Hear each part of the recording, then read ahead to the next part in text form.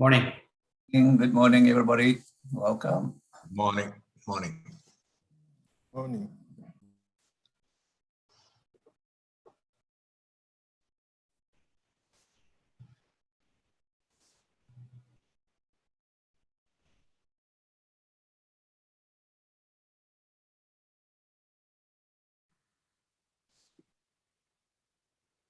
Morning all. Morning, Richard.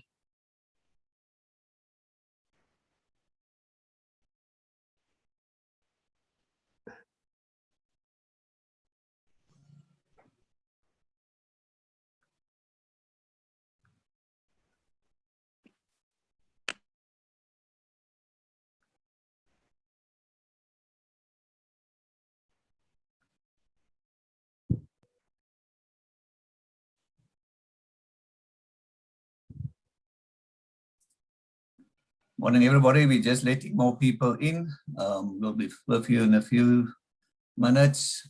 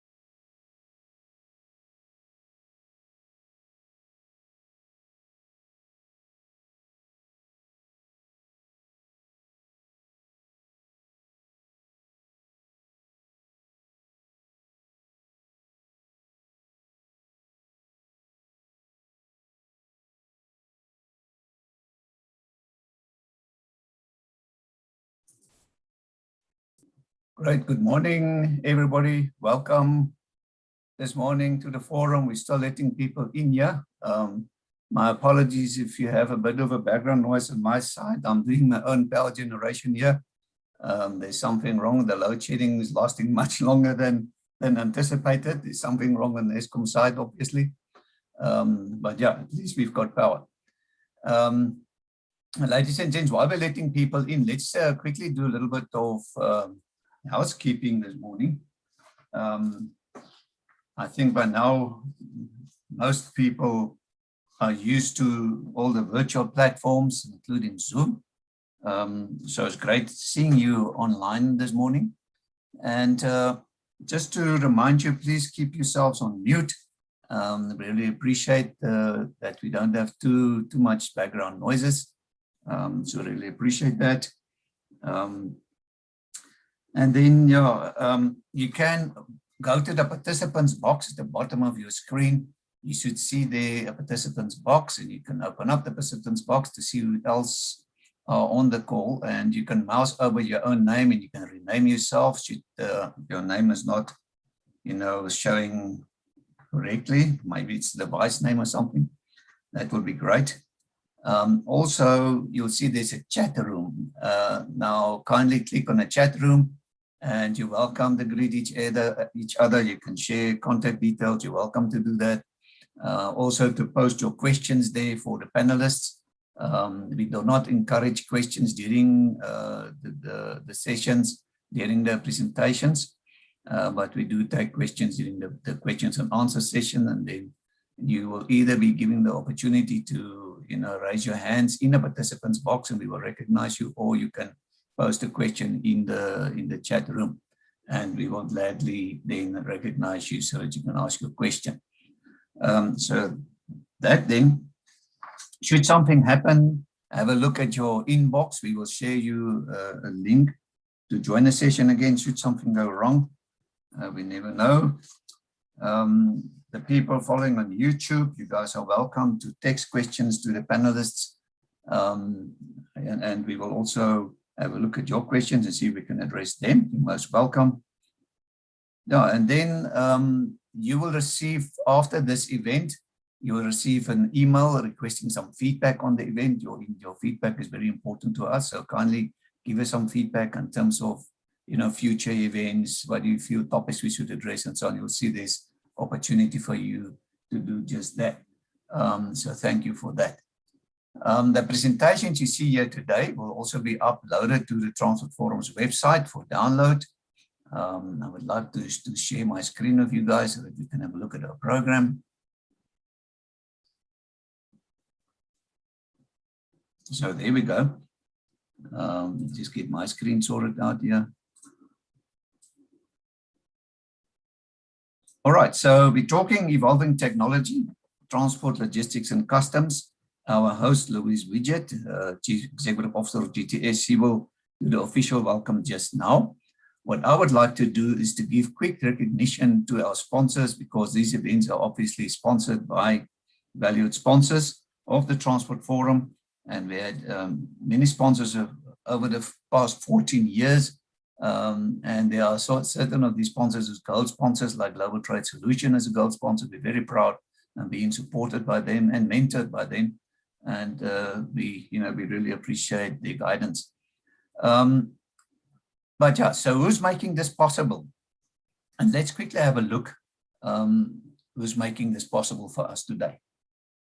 So the Transport Forum has proudly got official industry alliances, the professional bodies out there that actually approached the Transport Forum and said, listen, we want to be formally aligned to be part of the Transport Forum, and that's South African Association of Freight Forwarders, South African Express Parcel Association, South African Bus Operators Association, African Rail Industry Association, and the Chartered Institute of Logistics and Transport.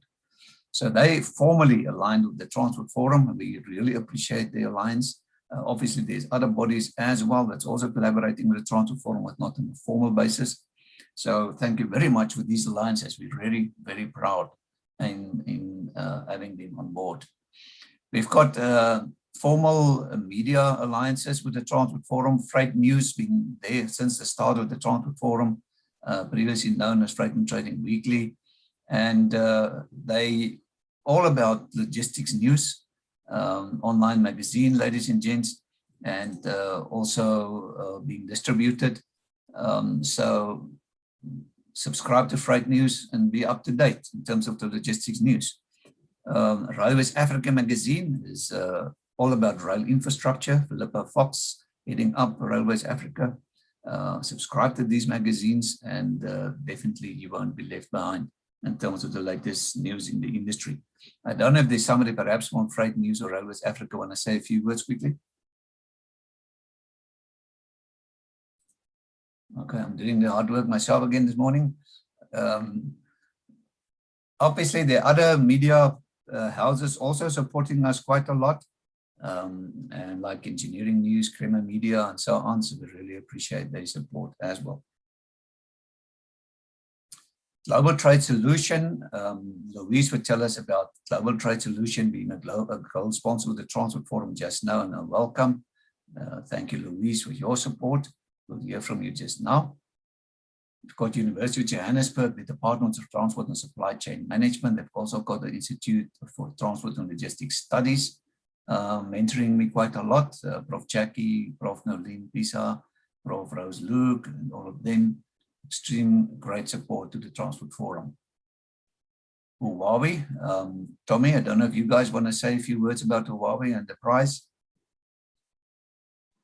Good morning, Harry. Yeah, I think last week I said too much, but thank you for the opportunity to be part of this whole process, and welcome to everyone at the Transport Forum, and enjoy the prizes. Thank you very much, Tommy. Really appreciate that. Yeah, ladies and gents, just the great news is that they're going to give us, during the second questions and answers, they're going to do a little competition. They're going to ask a question. And then the first 3 right answers in the chat room will be the prize winners for 3 Bluetooth speakers, and they will courier it to you. Unfortunately, you can only do this with South African people. But yeah, thank you, Huawei, for this great initiative. We really appreciate that. C-Track, anybody from C-Track want to say a few words?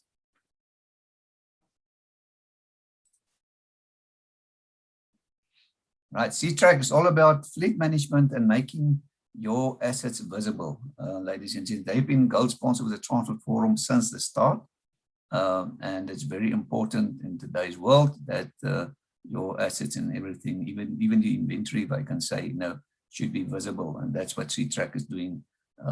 Even, desk cams and everything in your vehicles and so on. They've got lots of software as a service solutions. So this is great. Thank you, C-Track, for your kind support. Zutari, anybody from Zutari want to say a few words?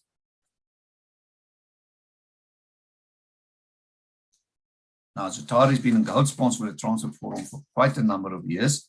Engineering consultants, we really appreciate their support. They've previously been known as Oricon, but today they're serving us as Zutari. They say they've got a broad collective of in-house industry recognized engineering consultants and trusted advisors provide seamless and integrated delivery. This unique ability to offer scaled engagement allows Zutari to solve complex challenges more effectively and efficiently. Thank you, Zutari.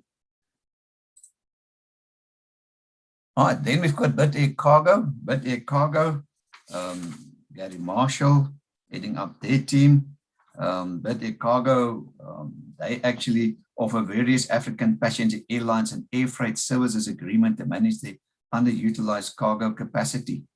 So the airline gains revenue for a cargo capacity with Bid Air Cargo manages and makes available to the express parcel industry. They've also developed other handling and marketing services for domestic and regional airlines. In 2014, Bid Air Cargo acquired a business of Imperial Air Cargo, which operates overnight freighter services in South Africa with a fleet of dedicated B737 freighter aircraft. Thank you, Bid Air Cargo, for your gold sponsorship.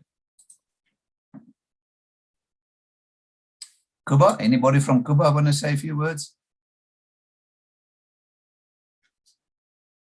Kuba is all about integrated ticketing, automatic fare collection. They're providing ticketing solution, revenue management solutions to many of our big metros in South Africa. Advanced Ticketing Solutions, also a global company. Thank you very much, Kuba, already a gold sponsor for quite a number of years. Standard Bank, anybody from Standard Bank? Kathy Bell from Standard Bank, they are supporting the Transport Forum for many years. We're proud in having them as a gold sponsor since October last year. They say, as a leading Africa-focused financial services organization, Africa is our home and we drive her growth. Thank you, Kathy. Really appreciate your support. Easy Clear. Anybody from Easy Clear?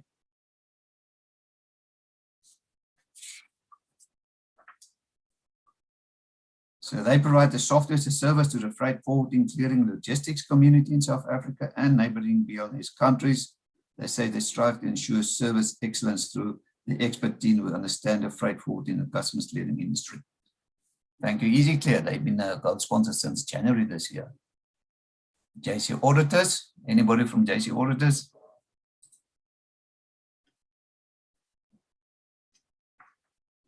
Their accredited certifications are recognized globally. They work with clients and develop specific solutions. Our goal is to provide professional, efficient, and simplified certification solutions, enabling clients to achieve their business goals. It's obviously imperative to have them on board to get efficient self-regulation and make sure that you stay out of trouble. Thank you, JC Auditors, for your excellent support. Bunye Capital is we see Majola. They specialize in integrating the public transport industry. Vuji is specializing also in the taxi industry to get them recognized as a full mode of transport in South Africa. Vuji is supporting us quite a lot with intellectual capital. She will also be presenting at our following event. So Vuji, thank you very much for your kind support. Right, so ladies and gents, a big hand for all these sponsors, and we're looking forward to Louise to just now tell us more about our hosting company, Global Trade Solutions. You can download the presentations from the Transport Forum website. You can see there this web address there. Just to remind you that if you want to download presentations, you need to log in. We're protecting ourselves, protected sites, so you need to log in. Should you not have an account, this will be to the left of your screen. Should you go to that website, then you should see this at the left of your screen. Should you not have an account yet, you select sign up under the user menu and you create your own complimentary account and you can download presentations from our website. And obviously you go to events and to downloads after you've logged in, and you'll get a little search engine. Now you can search presentations presented at the Transport Forum over the past 14 years.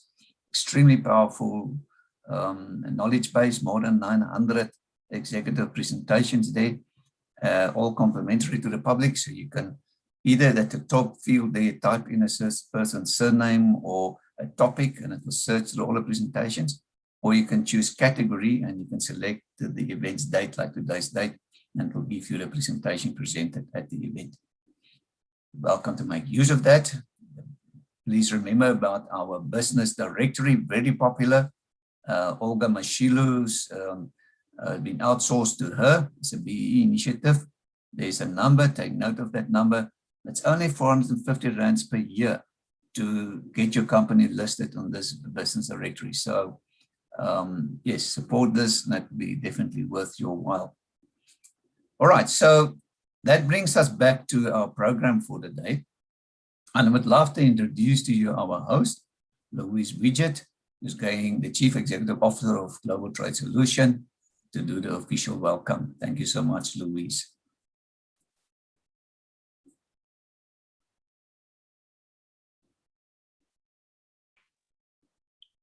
Thank you very much, Harry.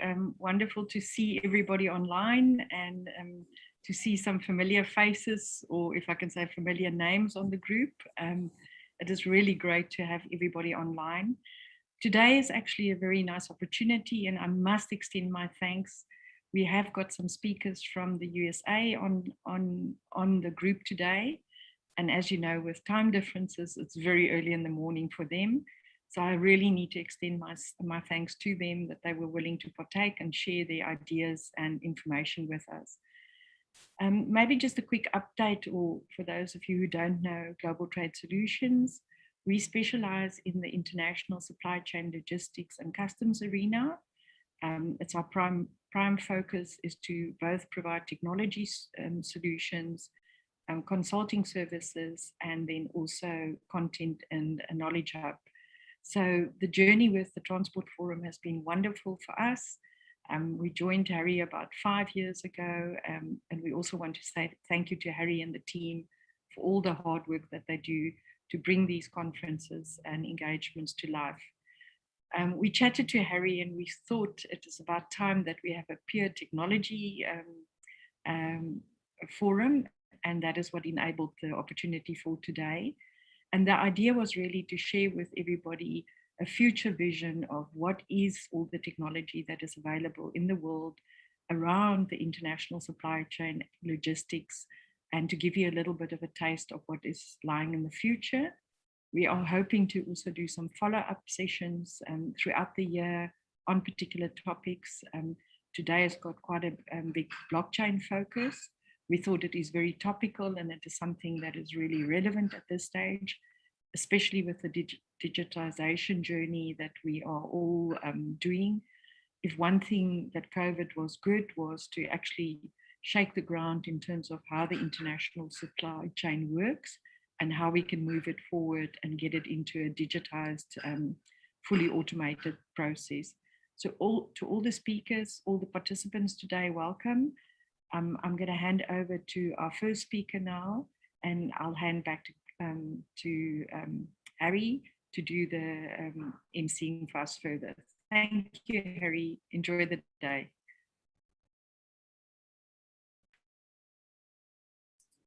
Thank you so much, Louise. Thank you very much for your support and your hosting today, and substantial work you guys done to putting this program together. We really appreciate it.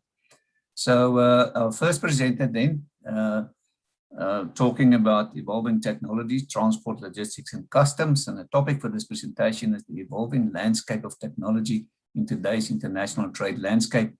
This is Dan Garcia. He's a senior analyst at Sims Worldwide Incorporated. Dan, thank you very much. We're looking forward to listening to you. Thank you so much. Good morning, everyone. Thank you for the opportunity to wake up at 2:30 in the morning to talk about supply chain and technology. There's nothing more that I would rather do at 2:30 in the morning. No, I really thank you for the opportunity.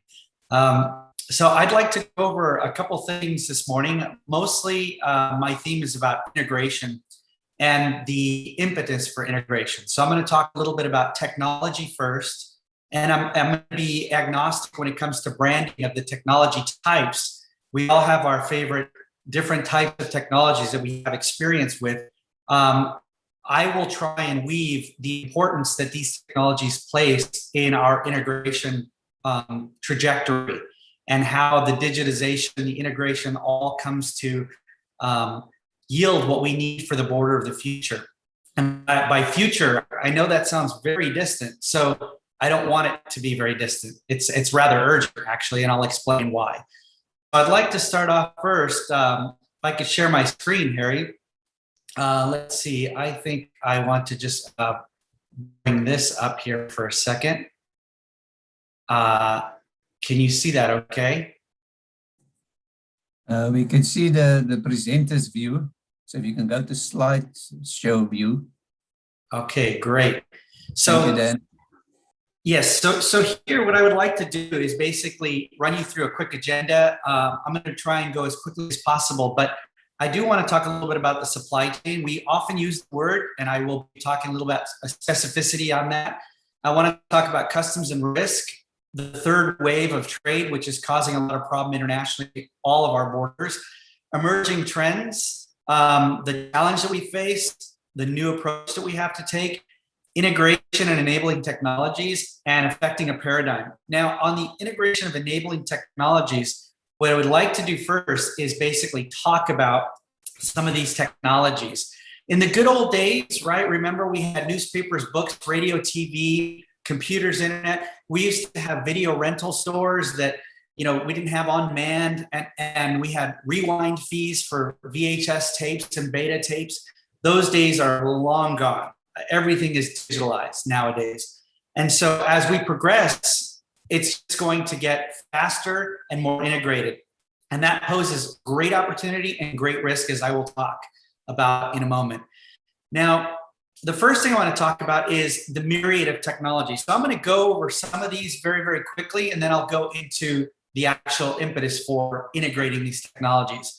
Now, some of the first things that I want to talk about are we need to have digital inspections of conveyances before they leave our premises. So the enabling of photographic evidence, video evidence of container inspections is going to be very, very important for the future.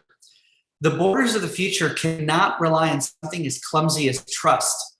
Trust is not fast enough, it's not integrated enough, it's not empirical, and it's emotional. So we have to start already at the very beginning. Is this conveyance ready to go? Did it have any anomalies at origin? So we're going to see a lot of technologies that are going to be emerging and already exist for container inspections at origin that are digitized. They also will be enhanced with neural engines and AI and ML to tell us over time whether that conveyance has had an anomaly in the past. Does it have a new anomaly? And so that will be a huge part of custodial control in the future of our supply chains. The next part is secure packaging technologies. It would seem diametrically opposed to say that container like packaging has to be sustainable but can't be secure. And what we are seeing is they can be both. As a matter of fact, we've seen the old smash and grab techniques where you stick a knife in a warehouse into a box and try and grab a handful of handsets of cellular phones, for example. And you're able to have enough time to be able to do that effectively. There are technologies now with fiberboard and cardboard that are incredibly green that can actually be highly secure. So those are some of the things that we're seeing also in the future that not only are secure, green, but also minimize handling. In the world of seals, we often hear about ISO 17712 2013, which is the latest iteration of tamper-evident seal technology that is out there. Now, it's important to bear in mind that ISO 17712 talks more about tensile strength and not too much about tamper evidence. In 2013, it started to talk about tamper evidence, as you can see in clause 6. However, we need to make sure that whatever bolt seal you're using, cable seal you're using, which most of them can be opened within minutes, if not seconds, if you know what you're doing, without any evidence. You don't need to cut the seal anymore to get inside. It's very easy with 6 known attack methodologies to open a seal and reuse the same seal and do what you need to do to the container. Now that's a huge, huge problem globally that must be fixed before we talk about digitization and AI and ML and blockchain, and I'll explain why in a moment. That foundational integrity must exist at the conveyance level. When it comes to seals, there are new trends of seals that are now happening. If you take a tamper-evident seal, which is able to protect itself against 6 known methodologies globally, and then you start enhancing it, and not in the reverse order. You don't take a seal, make it electronic until you fix the mechanical piece first. But once you fix the mechanical piece first and you know it's tamper-evident, now you can enhance it with electronics. And so some of the electronic frontiers that are now being implemented and are working are, for example, has the cable been cut? Has somebody tried to cut the cable? And so there are cable alert technologies with electronic applications of the same seal. Human-free inspection. Right now you can use a handheld and scan a barcode or scan a number on a seal to filter it, to check conditions, take photographic evidence that the seal is okay in its trajectory. But what we're finding is you can also use human-free inspection for that. Another thing is these seals now have their own printed circuit boards on board with one directional communication.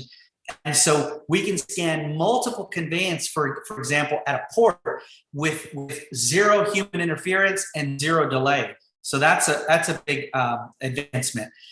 Having encrypted communication using LTE-M, LTE technologies that are machine-to-machine communications, those are being integrated in these mechanical seals that are tamper evident. Reader-based scanners that can be placed, let's say, every 50 feet to be able to scan numerous seals. And all of this communicating geolocation and temporal integration evidence. So all of these advancements in e-seals are becoming very, very important. Again, without that fundamental level of integrity at the conveyance level, we have nothing, okay? So another technology that is emerging that is very, very effective is a barrier seal. A barrier seal, unlike a traditional cable and bolt seal, actually prevents a conveyance from being opened. Rail car, intermodal container, sea container, and it can withstand an attack of about 30 minutes with a crowbar. And what happens is it gets affixed to the right side of the door, and it is very strong and very smart, no screen, no buttons, and it has a lot of sensors built in. And some of the sensors that they have nowadays are temperature, humidity, pressure, CO2. They have infrared sensors.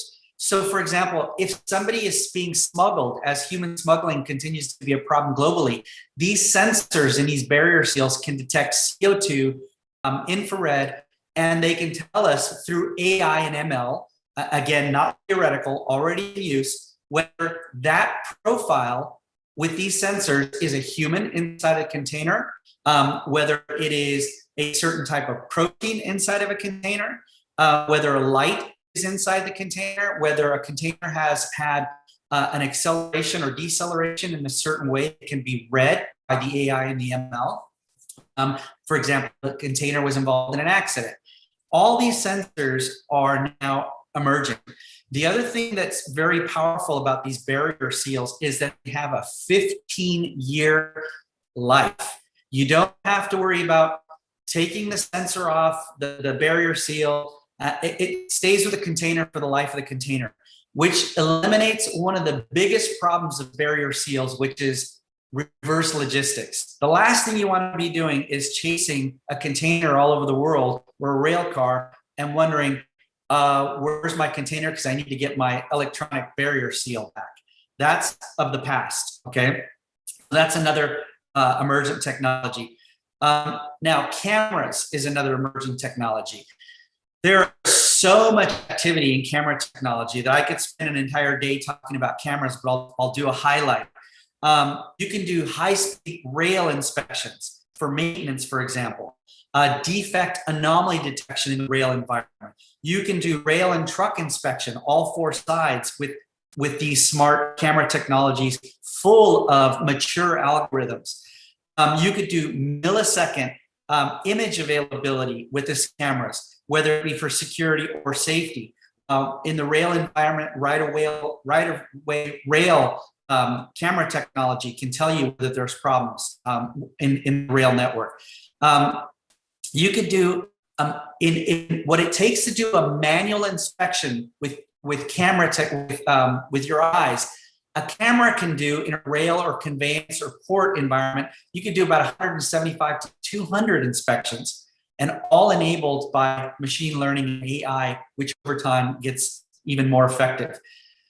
You could do visual detection of contraband, illegal ridership, narcotics, weapons. These are all mature ML and AI algorithms that exist. And some of the other algorithms that exist, for example, are optical character recognition of intermodal container numbers, hazmat flags, rail car numbers, whether a rail car is open or closed, whether it's you have a damaged axle or a damaged conveyance of any kind.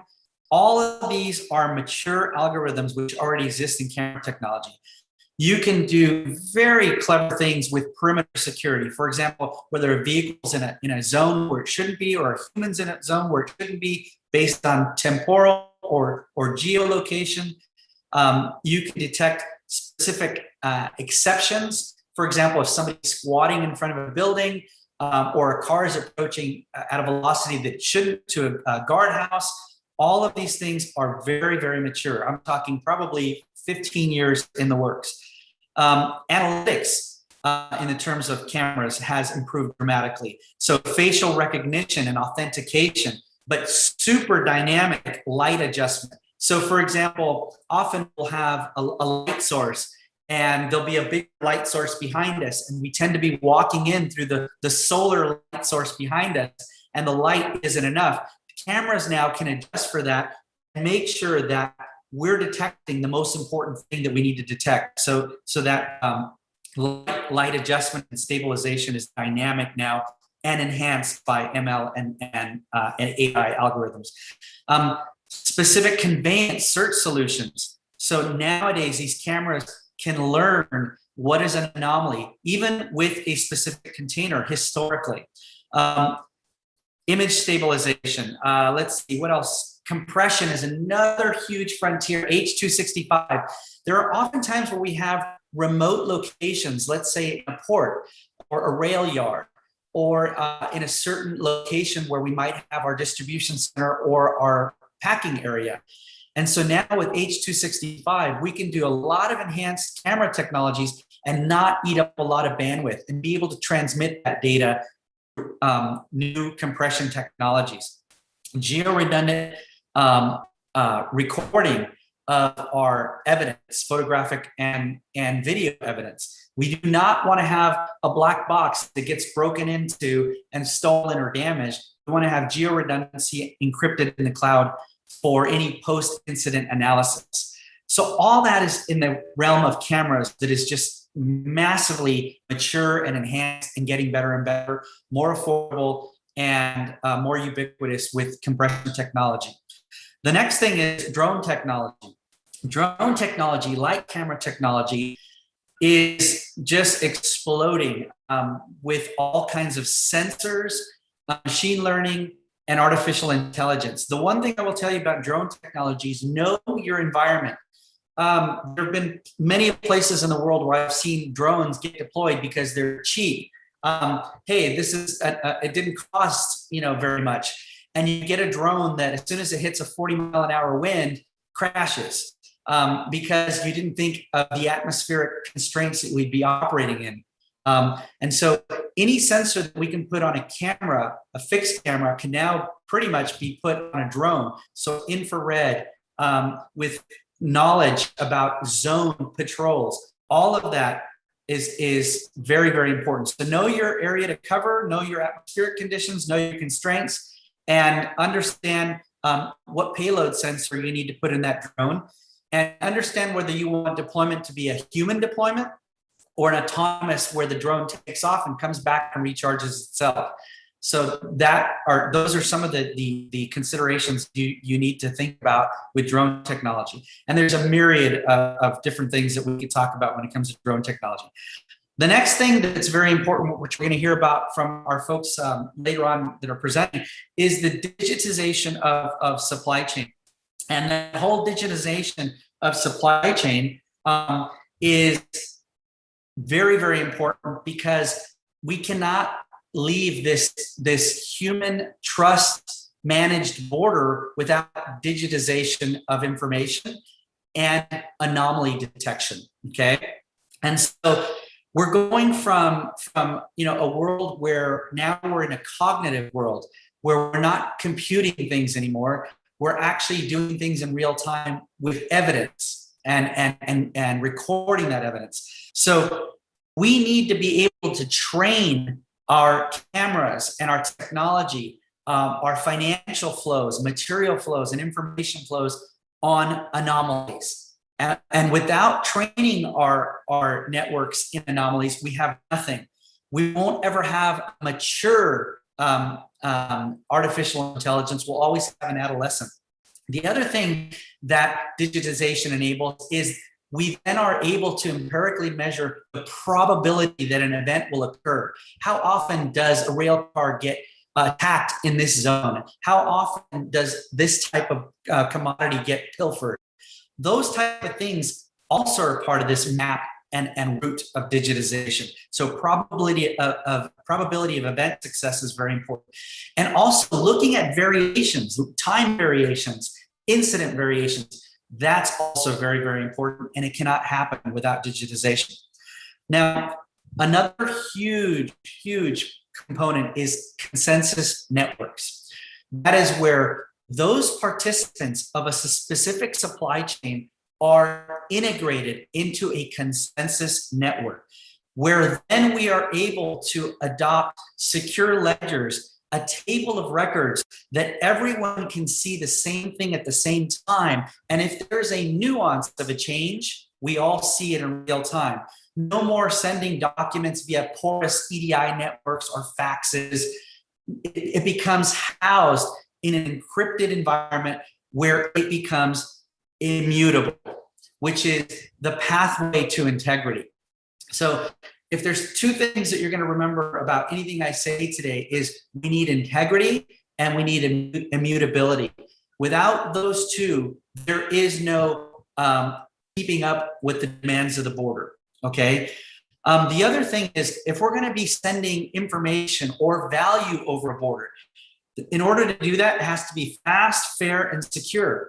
And so tokenization, you're going to hear a lot about tokenization in the future. And it's a medium for being able to share economic activity as well. Things that can be traded or owned, or things that need provenance. Is this the original thing that was shipped? And at the end of the supply chain, is this the same thing? Was it touched or altered in the middle of the supply chain? That's going to be a huge theme in the future. And I mean, not next year, I'm talking immediate future. It's happening now. Data integrity, immutability, and decentralized identities are all part of this consensus secure ledger network. So, for example, what does it cost for you to send a wire transfer as a corporation from one land to another? It could be 30, 45 in US dollars, right? Well, it could be pennies or fractions of pennies with this enabled technology, and it's happening in real time. So you're going to see a lot happening when it comes to consensus networks. Now, another area that is an emerging technology is non-radiological, non-intrusive inspection equipment. The problem with inspection equipment now is, one of the constraints is, if it's radiological, it needs a safety zone. There's a lot of maintenance requirements for that. You cannot have a driver in a truck. You cannot have people around a certain rail car when you inspect it with radiological equipment. So you're going to see non-radiological equipment making a forefront in terms of being able to do scanning. And this scanning can even penetrate 1,000 millimeters of steel, can go through lead and water and concrete, which some radiological equipment has a tough time doing unless you really amp up the image, but then you don't get certain characteristics that you need for targeting. Now, the need for a harmonized identification number for participants in the supply chain is needed as well. Call it a global trade identification number for now, but this is also going to be part of those consensus networks as well. Another area is trade-based money laundering and integrating the ability that some firms already have for looking at financial sanctions, trade sanctions, arm embargoes, and looking at the big consequence of that. So looking at monetary penalties, criminal convictions, loss of trade border privileges as a cloud on the horizon, and the brand equity of a company. But these sophisticated algorithms that trade-based money laundering firms are adopting look at data cleansing, data interruption, metrics for tolerances, whether something is good or bad in that network, contextual analysis of, let's say, a denied party screening list, and intelligent matching. This is all happening in real time. And so those are just some of the emerging technologies that we are starting to see integrated in today's supply chain, not theoretical, okay? Now, let me go to the impetus for all this as quickly as I can. And Harry, if you'll give me like a 10-minute warning when I'm getting close to the end so that I don't go over. But global trade, our GDPs are highly reliant on global trade. If we are not trading, ladies and gentlemen, our GDPs are not growing. And now more than ever after COVID, we need to amp up our global trade so that our GDPs and our economies can continue to grow. All right. So if we look at the history of global trade, it's true that our GDPs do not grow irrespective of whatever continent we're on, unless we continue to trade. So trade is going to be very, very important. And trade, if constrained by external factors, is going to impact our growth capability. Many GDPs in the world now are slowing or are not growing. And we need to make sure that global trade is not constrained. Now, some of the other things that are happening in commerce is we're all familiar with B2B commerce, B2C commerce, but the third wave, C2C commerce, is very complex and is a very different type of supply chain that can deal with economies of one. You can have one person trading with one person, and that is not a normal supply chain. And there are many, many of those happening throughout the world and growing because of the advent of computing power and social media marketing networks. So in the past, we used to have this thing called logistics, where it was okay to have price, and if you had cost plus profit, you knew what your price would be. And all we would have to do is raise price to cover costs. But that we can't do anymore. We have to be able to support market price. And so throughout the world, we're dealing on a global playing field now, not isolated pockets of trade. So we can no longer just, raise our price. We have to reduce our costs. We have to be efficient and effective in our supply chains globally. That's the paradigm shift. What do I mean by supply chain? It's not shipping and logistics. It's a financial outcome that has been decided by an entity. And it tends to have two omnimetrics, one of which is a cash conversion time, the speed of assets through the supply chain and how quickly they come back, and the impact those assets have when we're looking at working capital as an investment rate. If we're trending at 13 cents over the entirety of our supply chain, from soup to nuts, from beginning to end, and every year we're at 12, 13 cents, and 1 year it goes up to 15 cents, that is not good. If we're an automotive company and it's taking us 65 cents in our supply chain to earn $1 of revenue, that might be normal. But if it's taking us $1.50 to earn $1 of revenue, you're going to go bankrupt in 2 to 3 years. So supply chain is a mathematical financial design outcome where the totality of the supply chain, not the isolated functional areas, have a designed outcome. They're not functional areas. They involve all of our business partners, meaning vendors and customers, and it's a value creation concept that takes in models like build to order, which is a sell, source, ship model, or a build to stock model, like the old traditional store concept, where you buy something, you hold it in a store, and you sell it. Those two supply chains are very, very different, but they exist. And we're starting to see more sell, source, ship because of the advent of e-commerce. Time-based and geolocation strategies are very, very important in these models. And we cannot have variance in the supply chain. So when the border is noisy and we get an unplanned inspection, an unplanned dray to go to a container freight station, that is $150, $200 of unplanned variance in our purchase price that is now being integrated into our cost model that wasn't planned. Delays. Time is the biggest enemy of the supply chain financial concept. The working capital investment rate and the cash conversion models that I told you about.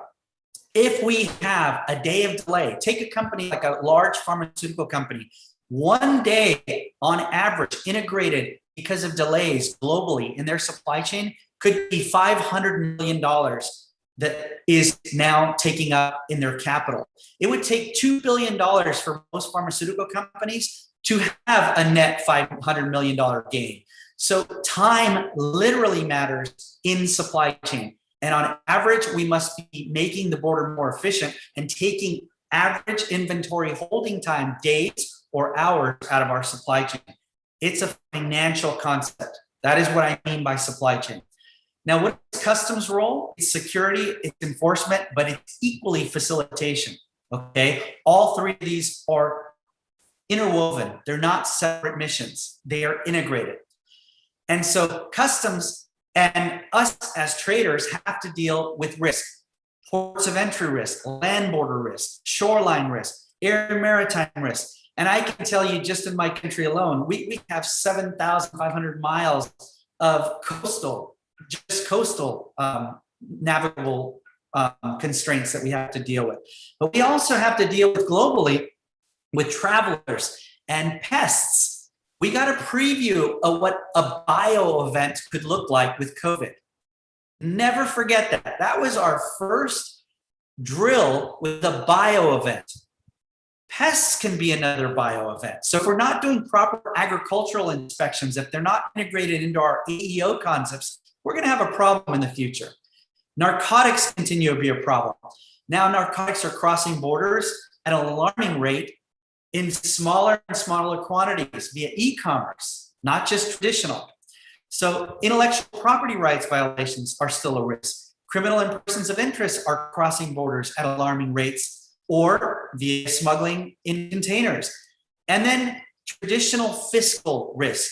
We don't want our treasuries to be rated as countries of proper duties and the fees that need to be paid. Otherwise, our countries are impacted adversely. These are still traditional risks. And we are taking traditional approaches, yes, hardening supply chain, looking at access controls, everything that you see in Pillar 2 of the SAFE protocols that are integrated into AEO concepts continue to be navigable, appropriate responses. But the world is changing and we have to do more. We can do supply chain management, which is the little cartoon up top, and utilizing to become more efficient and effective, but we have to go beyond that. Okay, I love this cartoon because if you remember one thing from my presentation, this is what you need to remember, that we need to get from the top 1/3 through the bottom 1/3, and we need to be shortly at the bottom third where we're very efficient, very effective. Now, the thing that is impacting us adversely all over the world is e-commerce. E-commerce is massive and growing exponentially and hasn't missed a beat. As a matter of fact, it grew through COVID, okay? And the retail environment is changing. All over the world, the retail environment is changing. And the names might even change. And e-commerce companies throughout the world, some are familiar, some not so much. And it is ubiquitous. It is no longer just certain countries. It is every country that is impacting e-commerce. And so throughout the world, this continues to challenge our borders. And it's introducing constraints in our ability to target risk. And we're competing for the attention of limited resources at customs and limited infrastructure with these entities and their small transactions, which are many. And this continues to grow. And it will be easily that we will be at $5 trillion globally within 22 if COVID hasn't even blown that out of the water. And the tools of e-commerce are a little bit different than the traditional B2B and B2C tools. And we can spend a lot of time with this, but let me just tell you that it's very electronic. It is not opinion. It is not spreadsheets. It looks through powerful tools about search engine optimization metrics, social media metrics, email responsiveness metrics. It is highly empirical, not opinion, not spreadsheets, and not human intervention as well. E-commerce estimates, they're just going to continue to grow and they're going to be very conservative. We're going to be wrong about them post-COVID because they're just growing at an alarming rate. or at a great rate if you're in the e-commerce sphere of influence. Emerging trends. Now here's where it gets very, very interesting with all those technological advances that I talked about earlier. The thing about technology is our computing power.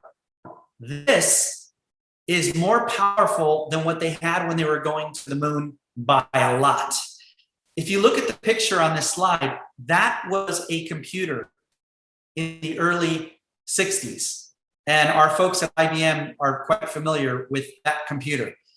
Nowadays, because of Moore's law, we're going to continue to be able to double in our computing ability, meaning our machine learning and our algorithms are going to be able to process way more information with very, very little barriers to us having access to that technology. Now, the other alarming node is that more traders who are not professional traders are going to be trading with more non-professional traders. They're going to be competing for the border space, the border attention, the border infrastructure. And every time you have a new node in the supply chain, it's really double. So if you have 2 billion people trading, unprofessional trading on e-commerce, it's going to be the square of that is competing for infrastructure and attention in the supply chain. That is Metcalfe's law, and it is an alarming thing if we do not filter our borders better and apply technology better and eliminate the emotional managing that I talked about, which is called trust. Trust cannot have a part in the border of the future. Consumer expectation is changing. We're using more sophisticated algorithms, and we're starting to see the ability to pay things at light speed, even with non-traditional payment methods like using SMS and cryptocurrency, which will continue to be an evolving landscape. You will continue to see that change dramatically month to month to month. The ability for us to sit in our room and click on something and say, oh yeah, I want that, or have our feed tell us that the thing that we were looking for is already available. It tells us where it's available. We click and it's already going to be shipped to our house. That is a huge change, going from B2B, B2C, and now C2C, the third wave. So Facebook Marketplace, many trading with many, no longer buy, hold, sell, but rather sell, source, ship supply chains, algorithms, dynamic shopping capability, crypto, all these things are not emerging. I can say they're here. So it provokes and integrates new challenges with all of our limited infrastructure. And the way it's growing is alarming too, and it's going to continue. So all of this continues to be a challenge that we in traditional supply chain and B2B and B2C have to compete with. And even something as simple as de minimis value across a border. Well, if there are so many parcels that are crossing a border and they are within the de minimis value, how are our trade statistics going to capture the de minimis? Now, some countries, some zones, like Europe, are going to a de minimis value that is very, very small. Some countries, like my home country, the United States, is going to a de minimis value or has changed to a value that is higher. We're going to figure out over time that we're going to need to harmonize that globally. And if we're going to have accurate trade statistics, even something like de minimis value is going to be one of those risks that we're going to have to look at, besides the other myriad of traditional risks. So all of this, I hate to harp on it, is a challenge. It's important. We need to look at this, and we need to be able to have a way to deal with trade facilitation in the future that deals with the lack of human resources. Transaction costs have to be low. Payment methods have to be thought about and harmonized throughout the world. Increased volumes of transactions have to be automated to a certain degree. The mitigation of manual procedures, administrative costs cannot bloat a supply chain or transactions. You're going to hear probably IBM talk about that when we talk about consensus network, because that's a big demon. and duties and taxes, and leveling, that whole playing field for postal and express couriers as well, not just traditional freight forwarders and carriers and the traditional supply chain. So we need to update the whole way we deal with this, and we need to manage it more in an electronic, empirical way. And all of these things are the only way we're going to be able to deal with traditional e-commerce harmonized in one border. Now, the other thing that I want to leave you with is that there's this huge other element, and that is cybersecurity risk. This is going to be the next COVID type of global event that you're going to see. And I don't mean in a year from now. I mean, we're going to see it. We're going to continue to see it. And it's going to emerge its ugly head. This is going to be the biggest cyber event that we're going to see, supply chain event that we're going to see, which is cyber. And we've already had plenty of advanced warning.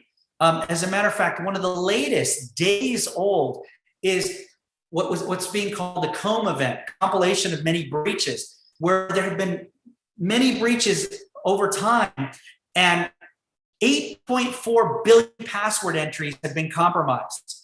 And this is fresh. This is June 7th of 2021. We're going to see that cybersecurity is going to be the next global paralyzing event. All right. We're already seeing indications of that.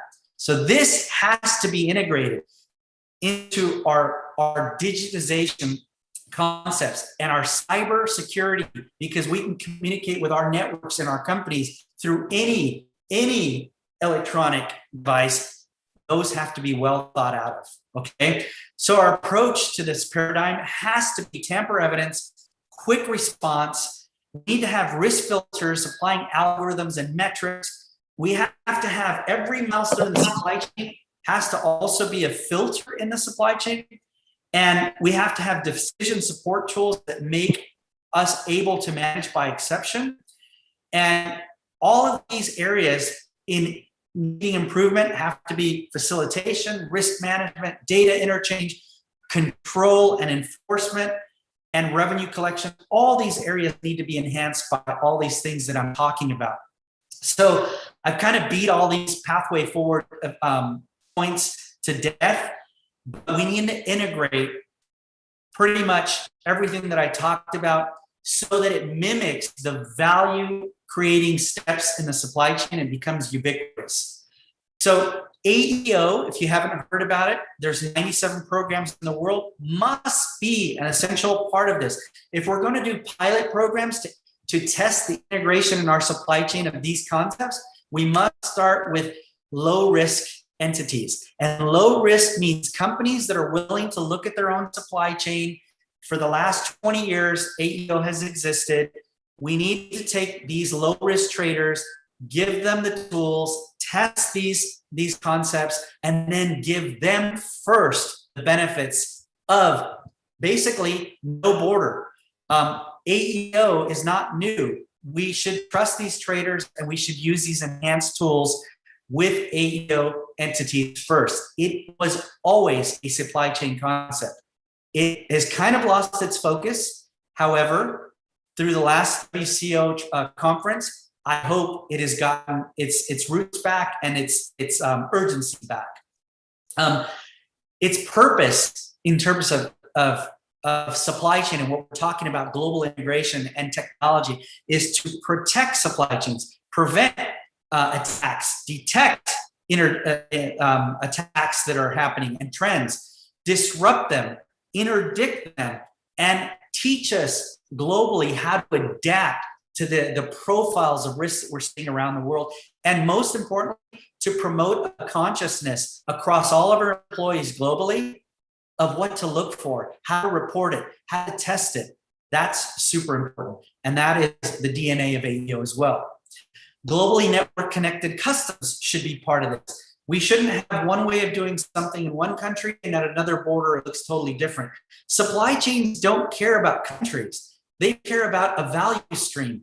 And value streams, because of competence centers in different parts of the world happen to be. So if there's an automotive competence center in South Africa and there's another one in Detroit, the companies don't care that it's South Africa and Detroit. They want a harmonious, network connected customs experience, and that has to be integrated. So things to consider, and I'm coming pretty much to the end, is tamper evidence and integrity matters. Going into all this harmonization and integration requires a base platform, and I would say start with the AEO concept. Looking at risk, we can automate it, we can enhance it. It has to have a purpose. So pillar 1 of the safe pillar and pillar 3 need to be improved. And what do I mean by that? Listen, the biggest benefit in the world is if I know I'm a trusted trader. Let's say I'm Bavarian Motor Works, BMW, and I trade across several borders. And if I'm a trusted trader and I'm in well-standing in all my AEO programs throughout the world, then the border shouldn't exist for me. My export should be pre-cleared at origin for my destination if I can prove custodial control, integrity, my financial information flow and material flow are immutable, and I can prove it, that they have not been, something has been put in, something's been updated, or something's been deleted in my supply chain flows. If I can prove that, this is the border of the future. And for those that aren't willing to do this or don't want to do that, there shouldn't be a green lane. It's simple. They can be part of the have-nots. This is an imperative as well. All these technologies, the key term is integration, and it comes from the word integrity. So that is probably the most important thing. I talked about these integrating technologies, so I'm not going to go over again, but this is why I talked about these technologies first. Now, exports, where do we start with all these theoretical ideas, or where do we start with our marching orders? Well, each of our countries has exports which are mature, vertical industries that are mature. We should look to see what industries are mature, where they ship to from, and we should start with our pilot projects there, testing these theories, testing these technologies, and these concepts. So we know what these are through our trade statistics. They're not a mystery. So how do we get there? This is my last slide, so death by PowerPoint. How do we get there? Let me just tell you, we can do this in months. It's not years, ladies and gentlemen. It is months. We already proved it to ourselves. The way we do this is taking the risk of our borders and how they're constrained seriously. That's a serious risk, and all the traditional risks that I mentioned. We must effect a behavioral change. We must realize immediacy with urgency. We should publish our expected compliance requirements. We should enable and promote an effective mission. What are our critical controls? What are we trying to do with these tools? We should measure and recognize productivity, meaning what is planned actually was carried out. That is part of productivity. Effectiveness and efficiency is a quotient.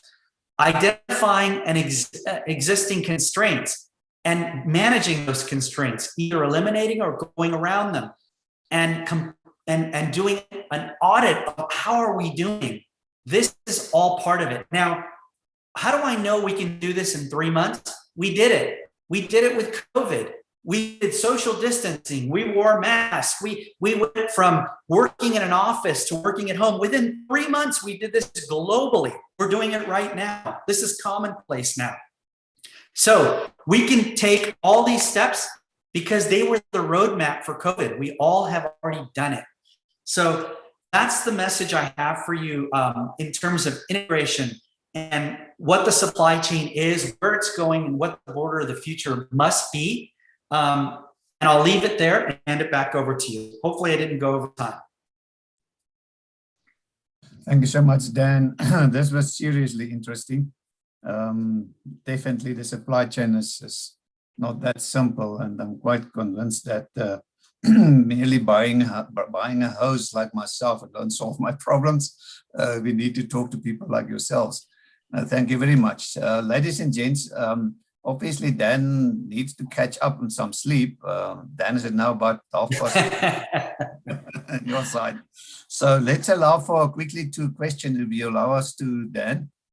Maybe, ladies and gents, you can either ask a question in the chat room, or you can raise your hand. I see Charles Day's hand is raised in the participant box. Charles, you can unmute and ask your question to Dan. Thank you. Thanks, Dan. Yeah, as Harry mentioned, that was a very powerfully interesting talk. My question goes around. We're talking about a paradigm shift realization. That was your last slide. And although you mentioned a number of times that there's a lack of competency or lack of human resources in moving into this area, you didn't mention the role of training in moving these paradigms. Maybe you want to elaborate a little bit on that? Yes, that's a fantastic question. I usually have a rule about what's a good question and what's an excellent question. A good question is when I have an answer, and an excellent question is when I have a PowerPoint slide. And actually, I have a PowerPoint slide for that, but I'll spare you the PowerPoint. The reason I say it's a good question is because most people take the cart and they put it before the horse, meaning they take technology as a panacea. Oh, I'm just going to go get this technology and my problems will be cured. And so I appreciate your question, because we must start with people first, procedures second, and technology third. People must know how to work and what to do. Once we have trained people in what to do and how to do it, that's the manual approach, which will never go away, by the way. If we have a cyber event, we're going to need to do things manually immediately. And we must be almost drilled on how to do that. So the way we get people to be effective at doing their job, their process, is we have to have procedures and protocols for that. And once people are measured against procedures and protocols, then we know how effective they are and whether our training is effective. Those two must happen well before we think about technology.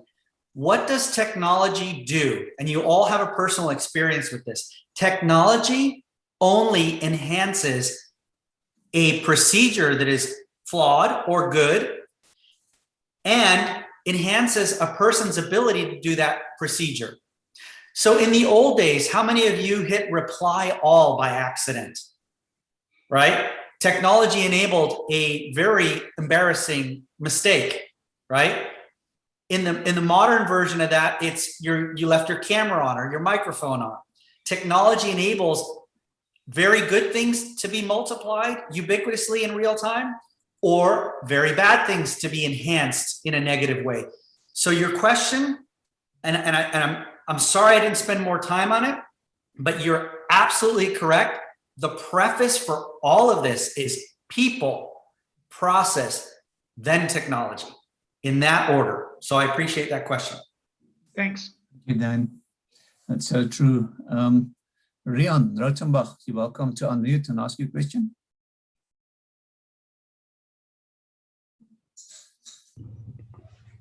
Thank you very much, Harry. First of all, Dan, thank you very much for a very insightful presentation. I found it very interesting, and especially the cyber event that's going to happen and the security around it. The question I have to you, it was for me interesting that how will these events happen in terms of cloud technology and web technology? So in terms of so the cloud, right? We have to remember that the cloud is really a network of servers. So they are computers. And the fact that we can all connect via multiple means, tablets, phones, watches, computers, all of our corporations need to have authenticated access control protocols that are able to detect intrusion, able to detect anomalies, and can do it in real time, and that it is drilled and tested. Now, the human factor that we just mentioned in the last question, again, rises its ugly head. And that is the single most debilitating part of a network, and all my cyber friends out there, correct me if I'm wrong, is the human factor, just like it is in the supply chain. And that is, if we train our employees in phishing techniques, for example, in not clicking on something, and we send them constant tests to see whether they're complying or not, we can patch that hole to an appreciable risk. So the human factor there is going to be the single most debilitating part of the network, but it's also through awareness and training, the eyes and ears of a network. Okay, so that again goes back to the prior question. The human factor is going to be the most important part of any cyber event. But then I just want to add to that, surely cloud tech at the moment is a lower risk in terms of attacks and in terms of risk of attacks. It can be argued that, let's say, a network versus an individual might be less risk because of the access protocols that it has. But in today's world, with 8.4 billion passwords that have been compromised throughout the world and growing, passwords themselves might be a thing of the past. Yeah, that's true.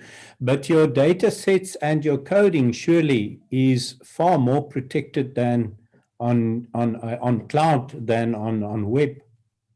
It could very well be. Again, each case would be different, right? Depending on the protocols that are in place, the training, the drills, and the intrusion detection that is happening in real time from one entity to another entity. Last question. Would you recommend, or are you pro cloud technology, moving into cloud or remaining on web? Okay, so and what may be the motivation?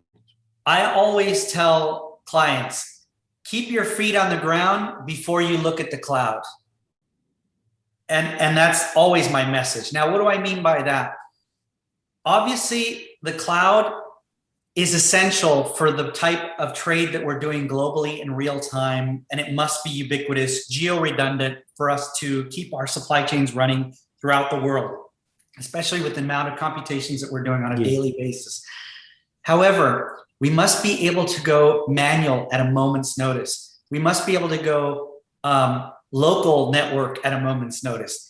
This is going to be tested in our lifetime. And so we must have an array of solutions ready to go. That's how I would answer that question. Okay, no, thank you very much for that. I just want to mention I have a cloud tech app, the one that you see on the screen for transport. And what you mentioned now is true. We've got service that is our back end, should it be necessary. Within a split second, we move on. And there's always a few sets of backups somewhere in the cloud of the data sets and the coding.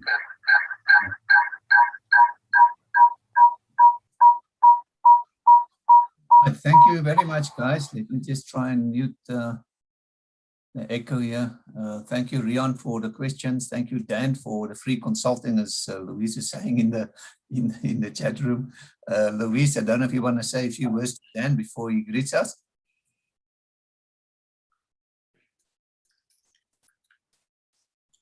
Louise, you can unmute. There we go. Oh, thank you, Harry, and Dan. Thank you very much. I was just kind of sending a message to somebody and saying Dan is blowing our socks off. It's always good to get an independent perspective and a perspective from somewhere else. You know, I think we tend to be very much focused on where we are and what we look at. So Dan, you very welcome to stay for our panel discussions, but we will also have full and if you want to go and catch up some 40 wings. I really just wanted to ask you one last question. If you had to say what is the 2 biggest takeouts that you take from all of this, just to leave us with kind of food for thought. I know you touched onto AEO and no borders. It's very topical in the African context now, where we're talking still about one-stop borders and those kind of things. If you can maybe give us your perspective, that will really be appreciated. Thank you, Dan. And once again, thank you for getting up at this unholy time of the morning and being part of us. I think for everybody, we need to give Dan a good South African thank you. So over to you, Dan. So I don't know if I need a pint or another cup of coffee. It's kind of the weird hour of the day, you know. So, but yeah, my parting message is this: none of this is theoretical. It's implementable tomorrow. The most important thing that we have to keep our eye on the ball is, even if we're using paper across a border, we must prove that our conveyances are contaminant free and that in transit, they're tamper evident. If we can prove that, just to give you an example of an agricultural industry, one of the oldest industries that are all over the world, do we put fences around the fields where the product is growing? No, we create a choke point in the supply chain. We know where the produce is coming in. We bring it to a central packing area. We filter it, we screen it, we pack it. We know that it's safe. We put it in a conveyance and we lock that conveyance. We don't have to have fences and cameras through hectares and hectares of fields. The supply chain is like that. The most important thing that we need to prove is the integrity of what we're shipping. Everything else then just enhances that flow, gives velocity and value to the supply chain. So these are not theoretical concepts. We must start to apply them. And I would start there. Dan, thank you very much for your insights. It has really been amazing. And I think there's been a lot of food for thought for all of us. And unfortunately, you're not rid of us now. We are definitely going to get you into some further discussions on specific topics. So thank you very much for your time. And we really appreciate the effort. Thank you. Over to you, Harry. My pleasure. Thank you. Thank you, Louise. I echo to Dan. Thank you very much, Dan. We really appreciate it. Have a good night's sleep. Right, ladies and gents, we're still talking about evolving technology, transport, logistics, and customs. It's still the 10th of June, 2021. And we're still being hosted by Global Trade Solution. We are very appreciative of that. So our next presenter then is from solutions architect from Global Trade Solution. That's Anton Eccles.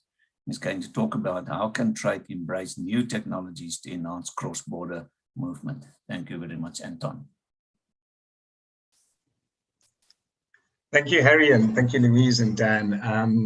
My name is Anton Eccles. I am the solutions architect for GTS. So I'll be presenting on some of the aspects of what Dan has introduced, specifically around digitalization of supply chains and how you can use that to enhance your cross-border movement. I think I've got a bit of a daunting task ahead coming in after Dan, but I'll try and give it a go. I'll share my screen in my presentation.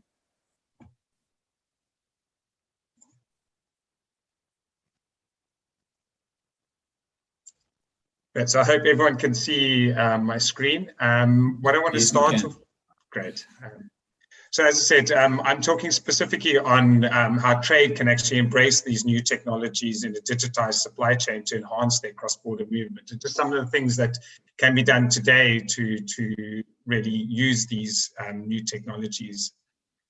So I just want to start off with it's just giving a bit of a understanding of the customs landscape at the moment. I think it's important to understand some of the strategic realities that are driving the customs space, and to understand how that also impacts trade in terms of how they go about using technology to enhance their processes. So I think customs in general is investing a lot of money and time and effort into better understanding your supply chain. So they want to understand your own supply chain so that they can obviously approach it with a risk management angle, that they can understand and identify anomalies up front. So what some of the things that they would be using to do that is through big data, so investments in data science. If you've seen some of the recent SARS presentations, I think data science, big data, risk management are all key concepts that are coming across. And I want to just kind of touch on what maybe Dan mentioned earlier, is that a lot of these AI, ML, OCR type algorithms are very, very mature, as he mentioned. And I think the sort of barriers to entry to use those technologies is becoming a lot lower. Most cloud service providers provide those tools, with very low cost and very low barriers to entry to use them. I think what is important is that you need to understand why you're using them and what your expected outcomes are within those processes. Obviously, again, authorized economic operators and AEO is a massive trend within the customs space. So again, it's around customs trying to understand your supply chain better. And based on that understanding of your supply chain and providing a level of trust in your supply chain, giving you certain benefits out of that process. But again, in a way, what customs is doing is outsourcing the management of a supply chain out to trade. So by in essence saying, we understand your supply chain and we understand the controls that you have in your supply chain. We then leave it up to you as the trade to police and monitor and manage that supply chain from a compliance perspective. So we need to make sure that, once given that opportunity, that we have the correct controls in place to be able to do what's being asked of us. And then I think lastly is data exchange. So Dan used the word GNC, so globally networked customs. That is a reality of what's happening. So customs is sharing data with customs authorities. So within the SACU region, for example, there's a lot of data sharing that's happening currently today. And also there's a lot of customs to business data sharing that's happening. So customs sharing data with shipping lines, ports authorities, and other actors in the supply chain. Now, that all goes back to building big data that they can better understand what are the dynamics in the supply chain and try to identify those risks and anomalies in the supply chain. So if we understand where the customs thinking is, and we look at some of the supply chain realities typically in trade at the moment, is that up until now, I think generally speaking, trade has spent and invested a lot of money in terms of creating efficiencies with their internal processes. So integrating, financial systems, warehouse management systems, ERP systems, and building, business intelligence layers on top of that to really have an idea and visibility of what's happening within our business. The problem is that's not really mirrored in terms of the minute something leaves our internal processes. So the minute we have a goods that now leaves our supply chain or crosses a border, often we lose sight of that process, and then we rely on fairly manual processes, whether it be spreadsheets, email documents, manual data capturing, through the supply chain to be able to gain some level of insight into that process. But if we compare that to how we understand our own supply chain or our own internal process, it's a much slower and much more prone to inaccuracy. So that very much does create these blind spots in the international supply chain, especially given that the supply chain by nature has a number of different third-party service providers in it. And then those third-party service providers similarly have their own service providers that have access to certain levels of data.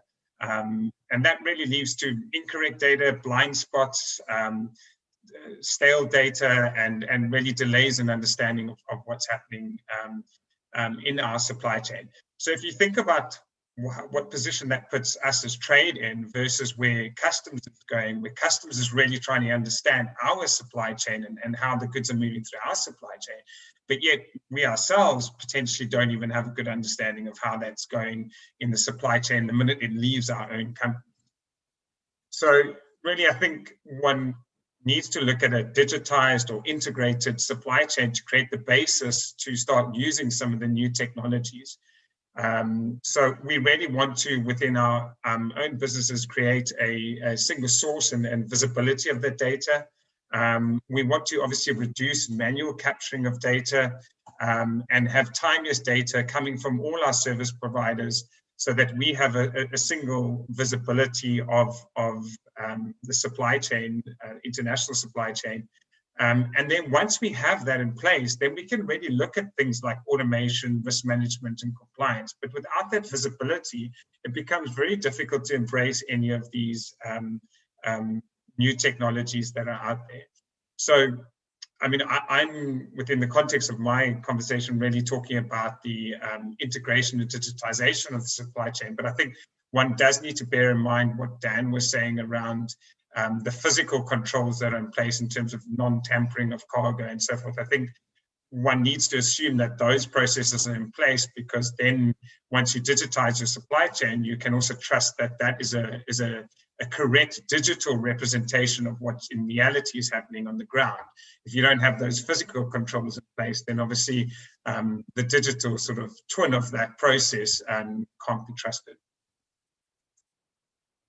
So once we have these integrated supply chains in place, it allows us to do quite a number of things to use new technologies to, as I say, enhance the cross-border movement. So there's loads of opportunities to fully automate certain custom procedures. So by combining multiple data sources together, we're able to completely automate customs procedures, whereby we don't need a manual capturing of data. We don't need fingers that need to control certain processes. We can actually automate those processes completely. And then I think what's really important is when we automate these processes, we really talking to all governmental agencies, whether that be customs or other governmental agencies, from a single source of the data. So again, Dan spoke about potentially, once I've pre-cleared my export declaration from the point of origin, why can't I be pre-cleared all the way to the point of destination?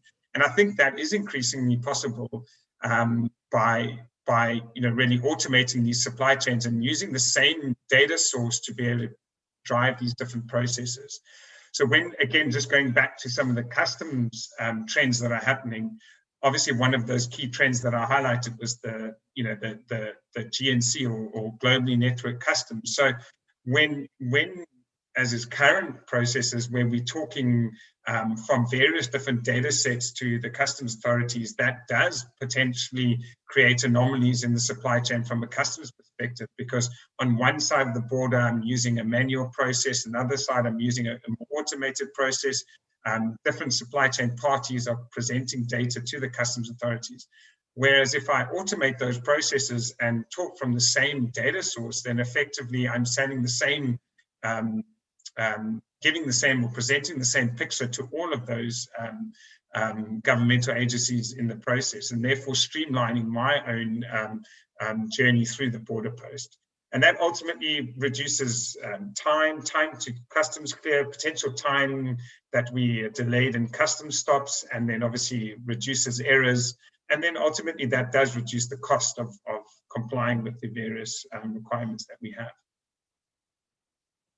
So overlaid with that automated processes and digitized supply chain, we can start using tools like machine learning, AI, and so forth. So we can use them for a number of aspects. So number one, we can use machine learning and AI to identify anomalies and risk in the supply chain. So obviously each trader has their own rich set of data that we can use to identify anomalies. And the more we integrate our supply chains, the more we have different data sources that we can use to really try and identify these data sources. And as much as these algorithms and tools are becoming essentially commoditized, I think, for a large aspect. For the customs authorities, that same trend is true for trade. And we can use these tools within our supply chains to really augment and to manage and identify risk. And I think it's a lot less daunting than in reality. And I think there was one question that came up earlier around the training aspects around some of these new tools. And I think one of the beauties of a lot of the tools that are available in terms of machine learning AI is that they have become a lot easier to use and so forth. But the key component, I think, when using these tools is not necessarily the algorithms and so forth, is understanding what it is that you want to manage, understanding your own data and understanding your supply chain and what you want to get out of these tools. I think that becomes a critical aspect because, as I say, that the tools themselves are becoming easier and easier to use. One can also use these tools in terms of, if you think of image recognition and OCR and things like that, also to automate processes within your supply chain. So where processes used to be a manual capturing process, where you may have to have manually verified, for example, vehicle registration numbers, all of these can be very cheaply and easily automated using these tools. I think then the second point I wanted to make on this slide then is once we've created this platform where we understand our international supply chain and we've consolidated all of these processes onto one platform, we then, as I say, able to easily identify these risks using these tools that I've said. But then that really supports our AEO process because now we can ourselves really understand our supply chain. We can have confidence that we are managing our supply chain and risks associated with it, and that supports our AEO process. As I say, effectively what customs is trying to do with AEOs is outsource some of that supply chain risk management to the company. So we need to make sure that we're enabled and have the right tools in place to then manage that risk. Because obviously with the reward that we get through AEO does come that responsibility to be able to manage it in-house. So when we start integrating our supply chain, I think I had the nice picture earlier on where we had a very clean environment where we were integrating with 3 or 4 service providers into our supply chain. But the reality of international supply chains often slightly more complex than that picture was, in the sense that once you start rolling back and looking deeper into the supply chain, you do realize that often, even though you may have integrated or digitized certain portions of your own supply chain, that ultimately the source of that data is still a manual process that is supporting that process within a service provider, and then that data is being passed on to you. So ultimately, if you look at it clinically or correctly, then that still means that we have these manual processes that are driving our so-called digitized supply chain. The other problem is that these supply chains become, or digitized supply chains become increasingly more complex because you have this almost spider web of interdependencies in terms of processes and integrations to be able to deliver the end product of whatever it is that you were looking for. So obviously, I mean, with complexity becomes, prone to failure because if any one of these potential, legs break down, then that creates problems and knock-on effects further on. You talked about cyber risk earlier. Obviously each one of these nodes become a potential for cyber risk. And ultimately, we trust the data that we're getting from our third-party service providers, but not necessarily understanding what is the original source of that data and could we trust that original source of the data. I think one of the recent big breaches in the US around I think it was Microsoft, was actually an OEM service provider that was breached, and then that software was used in a whole number of processes, and then that software was then provided to customers. So And the breach actually originated way in the sort of, if you can call it, software supply chain. So similar types of problems can actually happen within your digitized supply chain, where it's not necessarily your partner that has a breach, it's another partner of theirs that potentially has the breach. Another key aspect to this type of model, or downside to this model, is obviously reduced time to market for any new processes. So the problem is, the minute we, for example, our supply chain director says we want to look at a new market or a new country that we want to sell goods or source goods from, we now need to go and identify these different service providers in that potential area. We need to think about how do we integrate these into our supply chain. And so our agility to adjust to changes in the supply chain also become constrained because of this complex web of integration. So going forward, what we should be looking at is trying to build against supply chain ecosystems. So there's a number of these ecosystems that are being built at the moment, where effectively they offer a single platform where all the different service providers in the supply chain can both participate in the data source, but also receive data out of the data source. So that allows a single node, if you would, of these supply chain data. And then all the parties in the supply chain actually contribute to these platforms.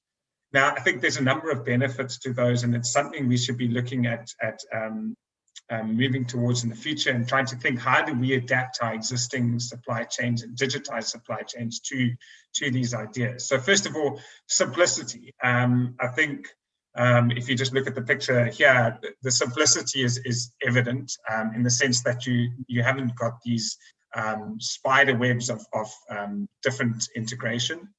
Ultimately, the data is coming from the source service provider, so you don't necessarily have data coming from, a party that is passing on data that they receive from another party, and so on and so forth. So ultimately, you're assured of better accurate data, and obviously better timeliness data, in the sense that we're getting the data firsthand.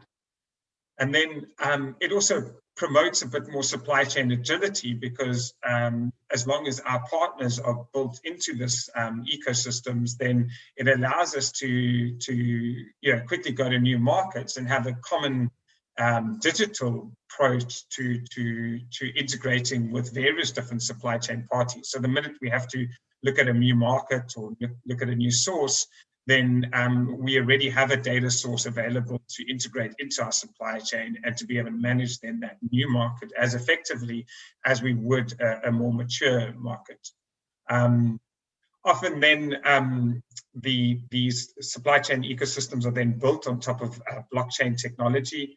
And I think that then also further enhances the use of the data, and the fact that it's immutable data. So Dan touched on that on his talk, and I think the IBM team will be talking a lot more about that after the break.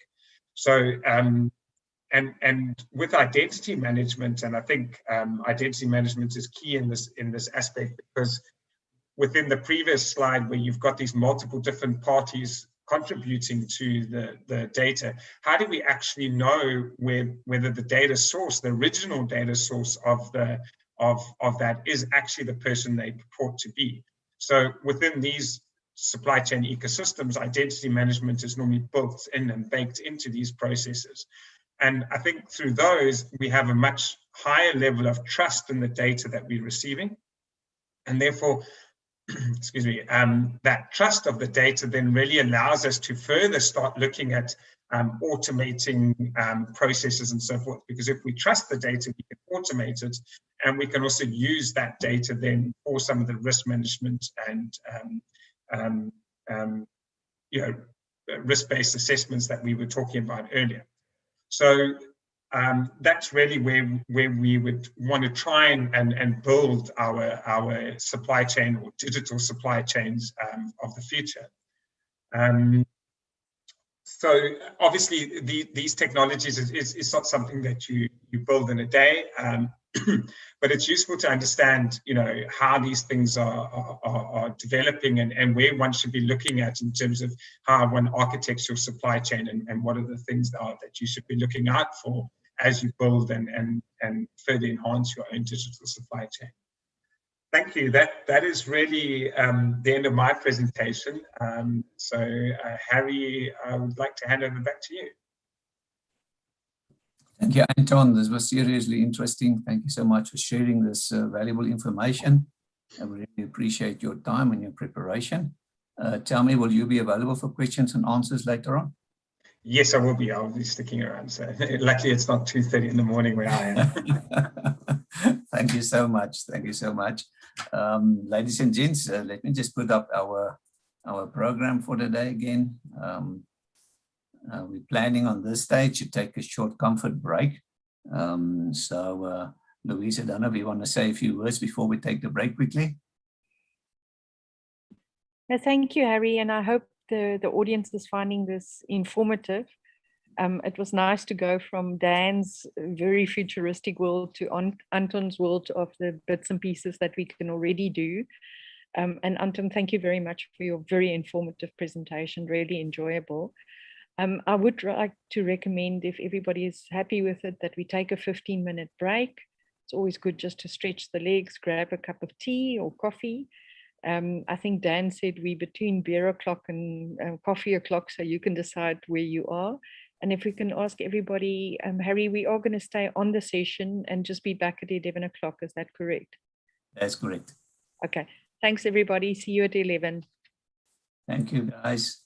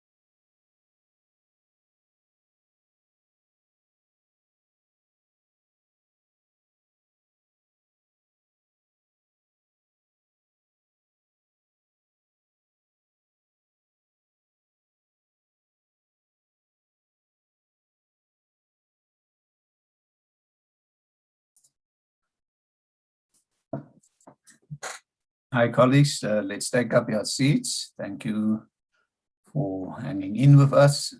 Looking forward to a very interesting and fruitful second half of this event. All right, so we're still talking evolving technology, transport, logistics, and customs on the 10th of June 2021. And we're still proudly being hosted by Global Trade Solution. Thank you very much, Louise Widget, for hosting us. Ladies and gents, our next presenter then will be Shyam Nagarajan. He's the executive partner of IBM Blockchain Services. And he's going to talk about bringing the world closer through global trade solution. Thank you very much.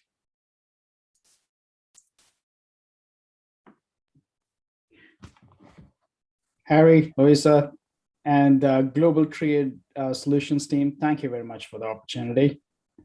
And I very much look forward to this conference. Looks like we have a great lineup of brilliant speakers and a very robust discussion planned for later as well.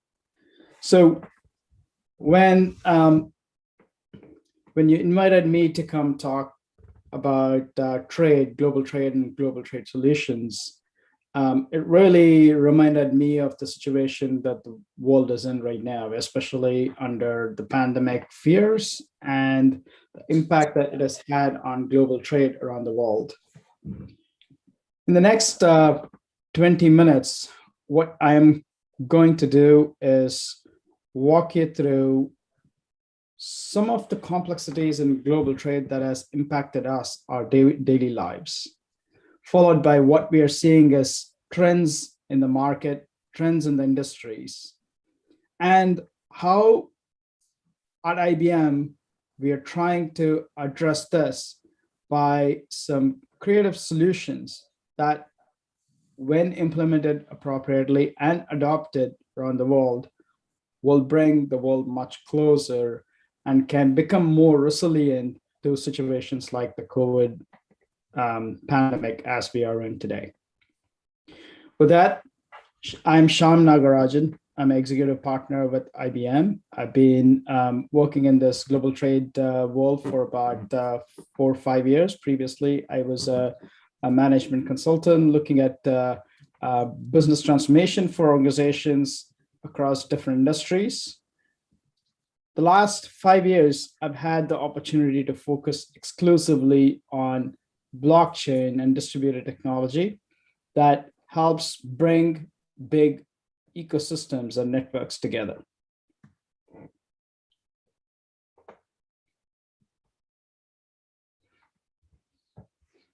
Global trade, as we know it, is complex. There's impacts from political angle, especially when you're dealing with cross-border. I mean, the fact that Europe can be a collection of different countries and still act as one block, almost as a single country in trade negotiation, is an interesting point. The fact that Brexit actually drove because they felt disadvantaged by being part of the European Union tells you the complexities in the political situation that are impacting our global trade.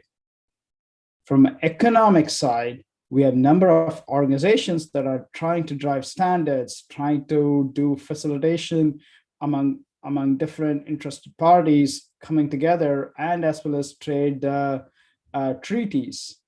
Again, it's a complex world that are trying to bring some level of equality and fairness among advantaged countries and as well as the disadvantaged countries as well.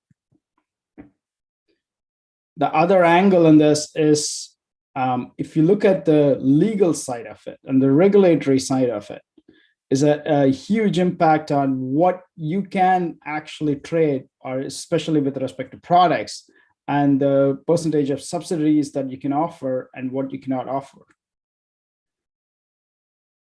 Now, if you put the lens on the environmental side, this is becoming even more important. The impact of especially mining and responsible sourcing and plastics.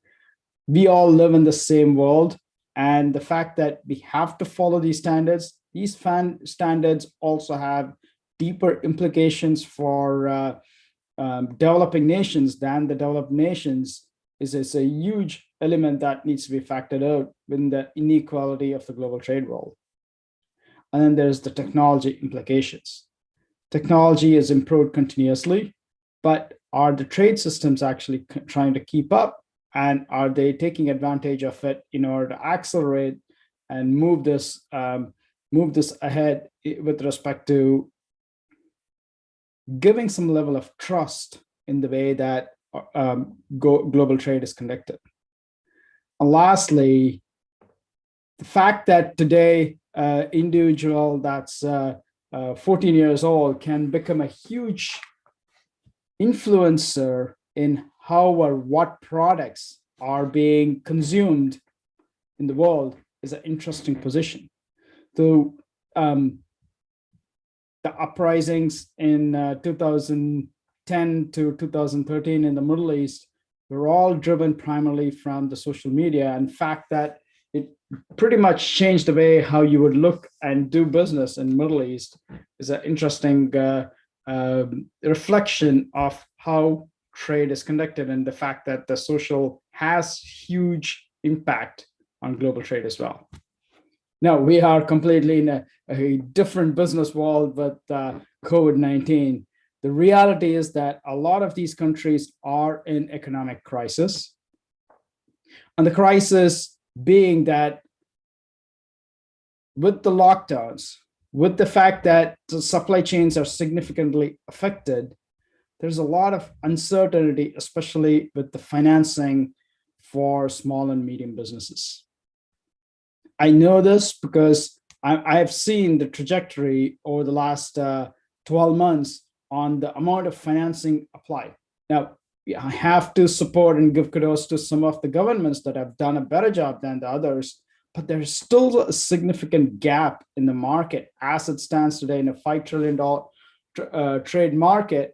About 1.5 trillion of products are not appropriately financed. And it's primarily the gap is in the SME space. How do we address this? Digitization is the primary way how we can accelerate or bridge this gap, the financing gap, as well as the digitization gap. And digitization must happen with the transparent movement of data. Now, what are industries actually doing out there? If you think about it, any kind of organizations that in either you're a retailer or a banker or insurance company or a shipping logistics company, when you get hit with these kind of things, you immediately go back and say, okay, how do we handle with these shifts in the market? And you start looking at, okay, maybe we start putting together some kind of business initiatives, and each one touches these different areas of impact within the organization that derives a certain outcome. And it breaks down into very specific projects as to, okay, let's go do a project on security, so we make sure that that gets we're not hacked anymore, or we're compliant to the regulations, or let's drive data modernization, or move to the cloud, or optimize elements within the organization, how we work. What everyone has to at some point realize is that this is not just an inside out initiative if you truly want to collaborate with the ecosystem. It has to be at the edge, and being at the edge involves adapting and creating extreme digitization, and as well as a platform business model.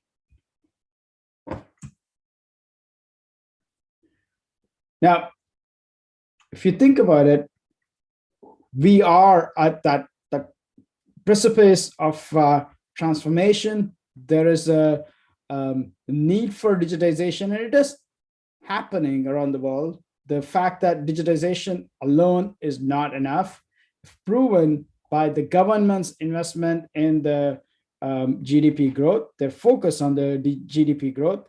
I do see them trying to address this $1.5 trillion trade finance gap by trying to put a lot of local initiatives that support financing for SMEs, but that alone is not enough. It also implies that the regulators and the local markets needs to change. They need to adapt with respect to the risk controls. I mean, the fact that the SME has to deal with the same level of regulations as a large corporate does implies the overhead and their operational cost is something that they don't have to bear. I mean, regulators, if they are trade supporters, and if they want to support more SMEs, then they need to really relook at the regulations that affect it. And the other fact is that fintechs today are a great way of bridging the gap between what large organizations or banks actually offer and what the SMEs need. Look, one of the problems in the market today is that large banks or incumbent banks, the traditional banks as we know it, do not want to take high risk. And fintechs are bridging the gap, but they're not doing it fast enough. So if you step back and look at it, organizations are driving industry initiatives. Industry initiatives are driving process optimizations by digitization. And the way that they do it is primarily to take the current process, optimize it, remove the paper documentations that's involved as much as they can, and reduce the number of steps in the process, which is good. I mean, it's a step one. But when you apply in a trusted technology like blockchain, it can significantly reduce the number of steps that's involved in these processes. Distributed ledger, which is a single source of truth, can simplify reconciliation. Smart contracts, that is inherent to the blockchain technology, can drive automated settlements that leads to higher working capital. Cryptography and the high levels of security that are inbuilt into the technology when implemented really elevate the levels of security that is for all the parties involved. And finally, what goes into these ledger are immutable. They're final, and therefore it makes it the best trusted source of truth for all the parties doing business together. So that's what blockchain brings to the table in the world of global trade. It makes trade simpler and trustable among different parties, no matter which part of the world you're in. Now, I'm going to break down into, what's happening in the world of finance, trade finance, and then what's happening in the world of trade logistics, and then what's happening in the world of products and product provenance, because all three together, I firmly believe, drives and has to interoperate in order for us to accelerate global trade. So in traditional world, the world of documentary trade, I'm pretty sure everyone is familiar with the current open account trading and the documentary trade process, which is the letter of credit process. We have significant issues because the cost of financing a transaction in this model is very high for the banks as it operates today. And that's because the ability to verify the risk, verify the documents that are provided for the transactions, the cost of doing that is very high. And it's usually because the information that was supplied to one place is not the same information that's supplied to the other end-party bank. And therefore, there's a lot of back and forth, and therefore a lot of reconciliation as a consequence of that as well. Now, I want to introduce the concept of what we have done in Europe in partnership started with 7 banks and has grown to about 18 banks in the European countries is a V-Trade ecosystem. It brings together the buyer's bank, the seller's bank, the buyer, seller, as well as other parties that are involved in the trade. It significantly reduces the cost right up front by as much as up to 80%.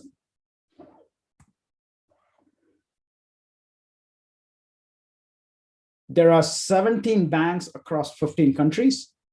It is a self-service model primarily targeted at SMEs, but what we are seeing is that because it's a self-service and a reliable model between the buyer and the seller, even large corporates are starting to leverage the same system. It is a collaborate to compete. And if you notice some of the banks that are shown in the screen here, are banks like UBS, Societe Generale, Deutsche Bank, and the likes. These are banks that compete in the market against each other. I mean, they are multi-country banks, especially HSBC and Deutsche Bank and the likes. They compete against each other for the same market share. But they also know that when they collaborate, they increase the market size. They increase the market share, which they can then compete on. The second part of it is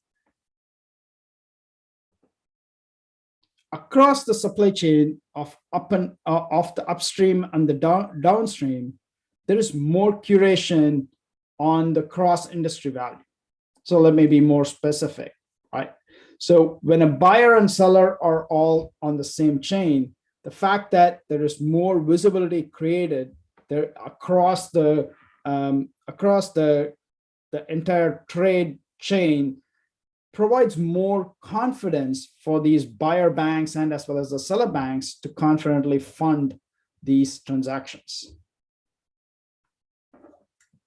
And lastly, trust and transparency allows for automated settlements. So almost when you have a self-service model where a buyer comes in and starts to say, okay, I want to buy this and here's my purchase order and can you please finance this? And the seller on the other side acknowledges, yes, I have received this buying order or purchase order from this buyer, and as a seller, for me to produce these goods, please finance me from the seller's bank. And there is confirmation, cross-confirmation that all of this occurs directly on the platform. It simplifies the trust for the bankers and therefore almost an automated function that does the settlement as well for all these parties involved. Bridging the gap of $1.5 trillion as a consequence of this. Now, of course, I waited for the last minute to mention this.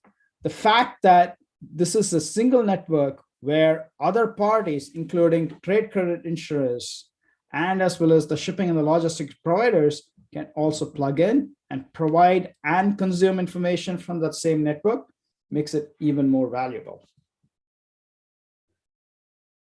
Now we talked about trade finance. Looking at the other lens, if you consider the global trade as a triangle, and one side of it is the trade financing, the other side of it is really about trade logistics. This is an initiative that we started with the ocean carrier Maersk, and it's been a journey for almost 2.5, 3 years. What we have done is we have built a blockchain-based container shipping platform, giving the supply chain ecosystem full access to the logistics data and the trade documents. What we found in an average trade transaction, the cost of documentation, the trade documentation that has to fly in or has to be sent along with the shipment of goods, was almost the transportation cost and the documentation costs were almost equal to each other, which is, if you think about it, that's a huge saying, a need for digitization of these trade documentation.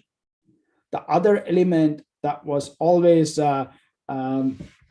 factoring in was the fraud involved in trade and the trustability of the documents as they flow from one place to another. So we bought this ecosystem of the largest carriers, ports, terminals, freight forwarders, the customs authorities, and the likes, all of them all on the same network. And the trade document that gets initiated from the buyer all the way to the seller in support of the container traffic, the container that flows from one place to another, is all captured in a single place. Today, we have 5 of the 6 largest carriers on this network. We have about 80% of the, we have about 60% of the container traffic that flows on this, flows around the world going through this platform, and it's growing, and it's continuing to grow. I know our next session is going to be specifically on this topic around trade lens and what we've done. So Carly will do even more justice in talking more about this. I apologize. The last point, of the triangle, we talked about trade finance. We talked about trade logistics, and now the final side of the triangle for trade, global trade, is about provenance. Now, here I have kind of shown about food provenance, but it doesn't have to be food provenance. It's truly about product provenance. At the end of the day, what really anchors any kind of trade that occurs between two parties is the product. Now, when you take the product itself, today, the fact that if you look at the world of the food ecosystem,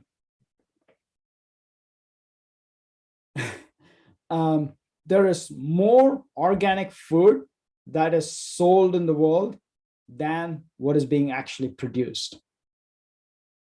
That's an interesting concept, which implies there's more fraud in the system. There is more inauthenticity in the system, especially with respect to trade of product. So product provenance, product authenticity is becoming even more important. When you apply that lens of environmentally friendly and sustainable goals, you really want to be conscious of where was it produced, what was used to produce it, was it responsibly sourced, responsibly sourced, and is it actually trustable? I mean, think of a situation today. We are in pandemic world where we are all reliant on vaccines to first keep us alive, and second, to actually bring us back into the world of business. Now, vaccines are produced in one location. That location is often outside the boundaries of a particular country.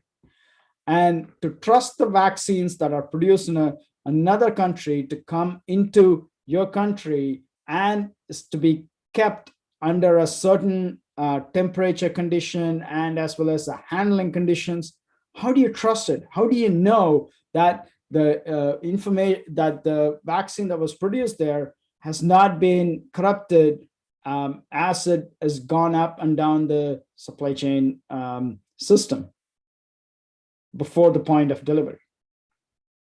So the ability to trust the products that you're actually buying and the quality of the products is even more important today than it was before. So the concept of provenance is becoming more important. Here's one example where IBM worked with the food system, and we started this network called IBM Food Trust.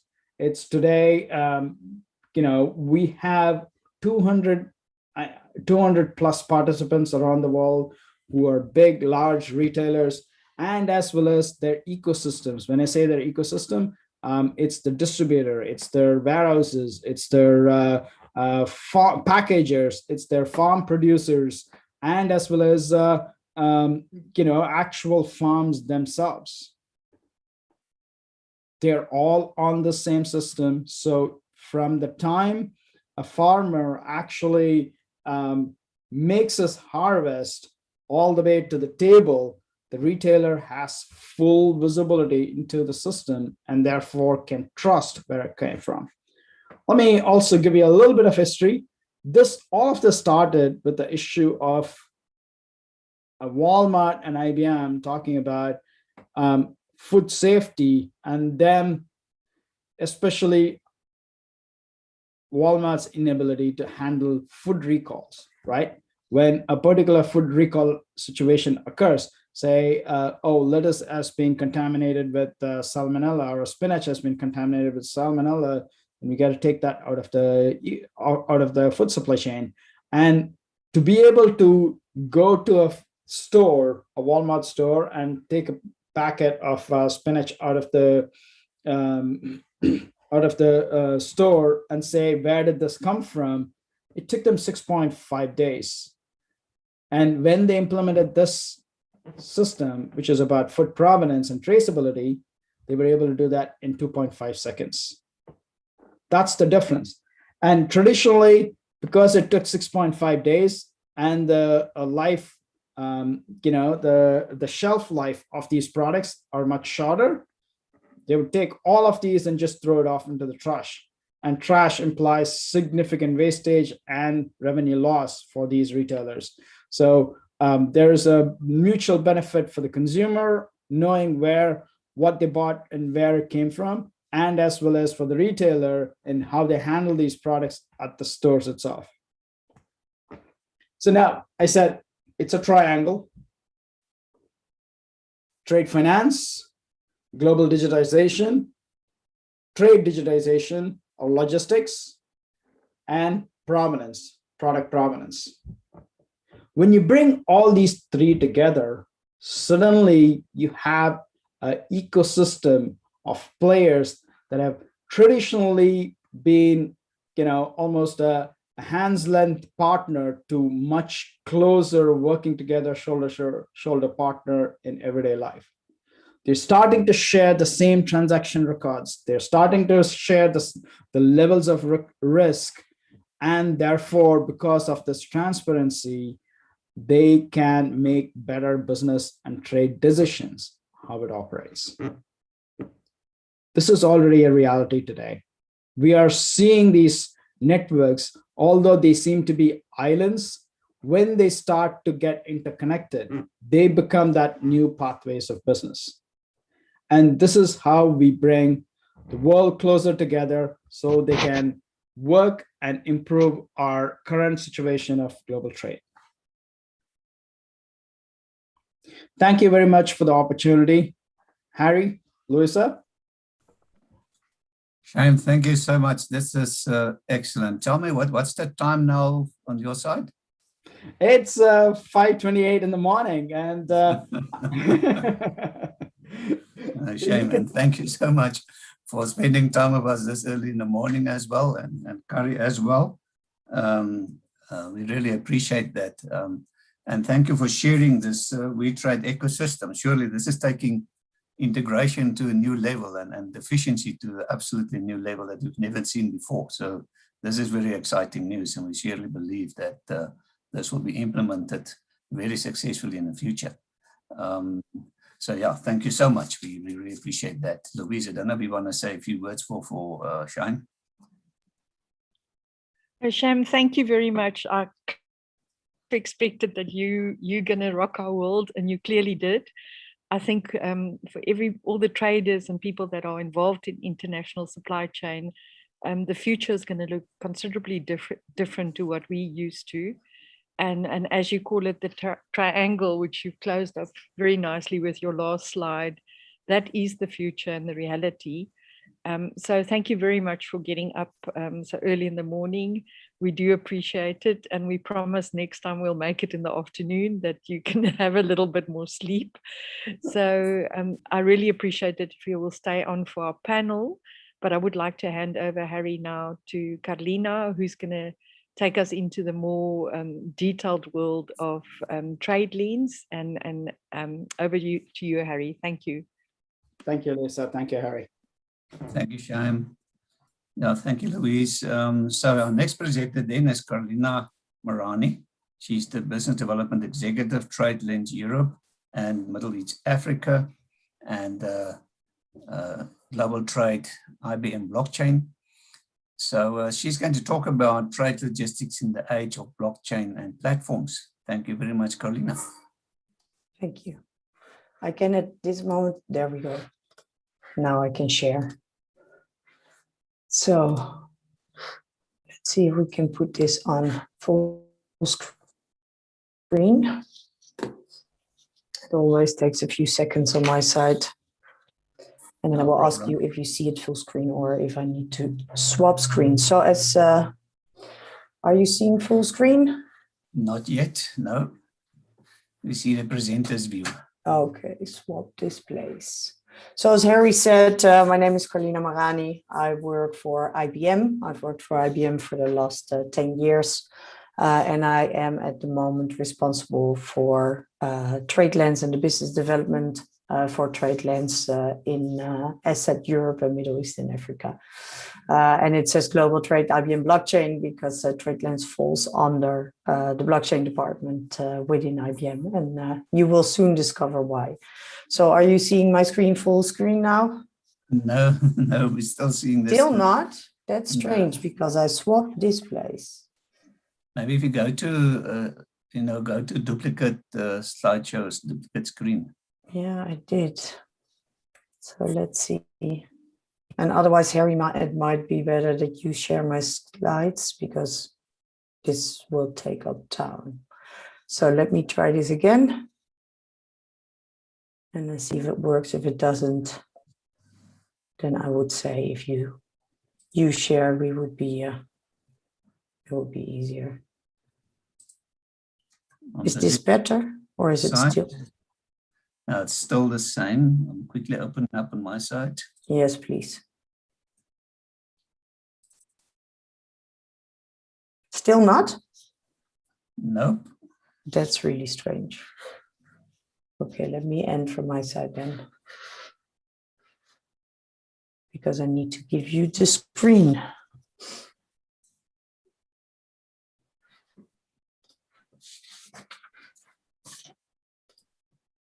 There you go.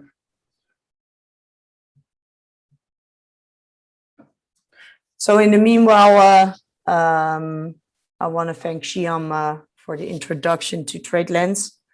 You already mentioned it as one of the platforms that IBM has set up as a blockchain solution. So indeed, Trade Lens, and I will just ask you to go to the next slide, Harry. Yes, thank you. So if we look at what is Trade Lens, and Shyam already gave you a first indication of what Trade Lens is. It's an open and neutral supply chain platform underpinned by blockchain technology. Trade Lens was set up at first by IBM and Maersk, or at least Maersk GTD, which is a separate entity of Maersk. And we set up a partnership to build this supply chain platform. And in the meanwhile, we have been joined by other big carriers like MSC and CMA. So the question is always why, right? Why would you need a supply chain platform? Well, first of all, it gives a lot of visibility into your supply chain. What you see is that there's a lack of supply chain visibility between parties. It's an easy way to do document handling. You saw the same thing on the other platforms that Shyam presented, like WeTrade. So it's easy to handle documents between yourself and your partners, which all leads to efficiency in your processes, of course, less delays. But I think most important, better customer service, faster customs clearance, less fraud, and a better audit trail. I think immutability was mentioned a few times before. So that is a very important component of this platform. Thank you, Harry.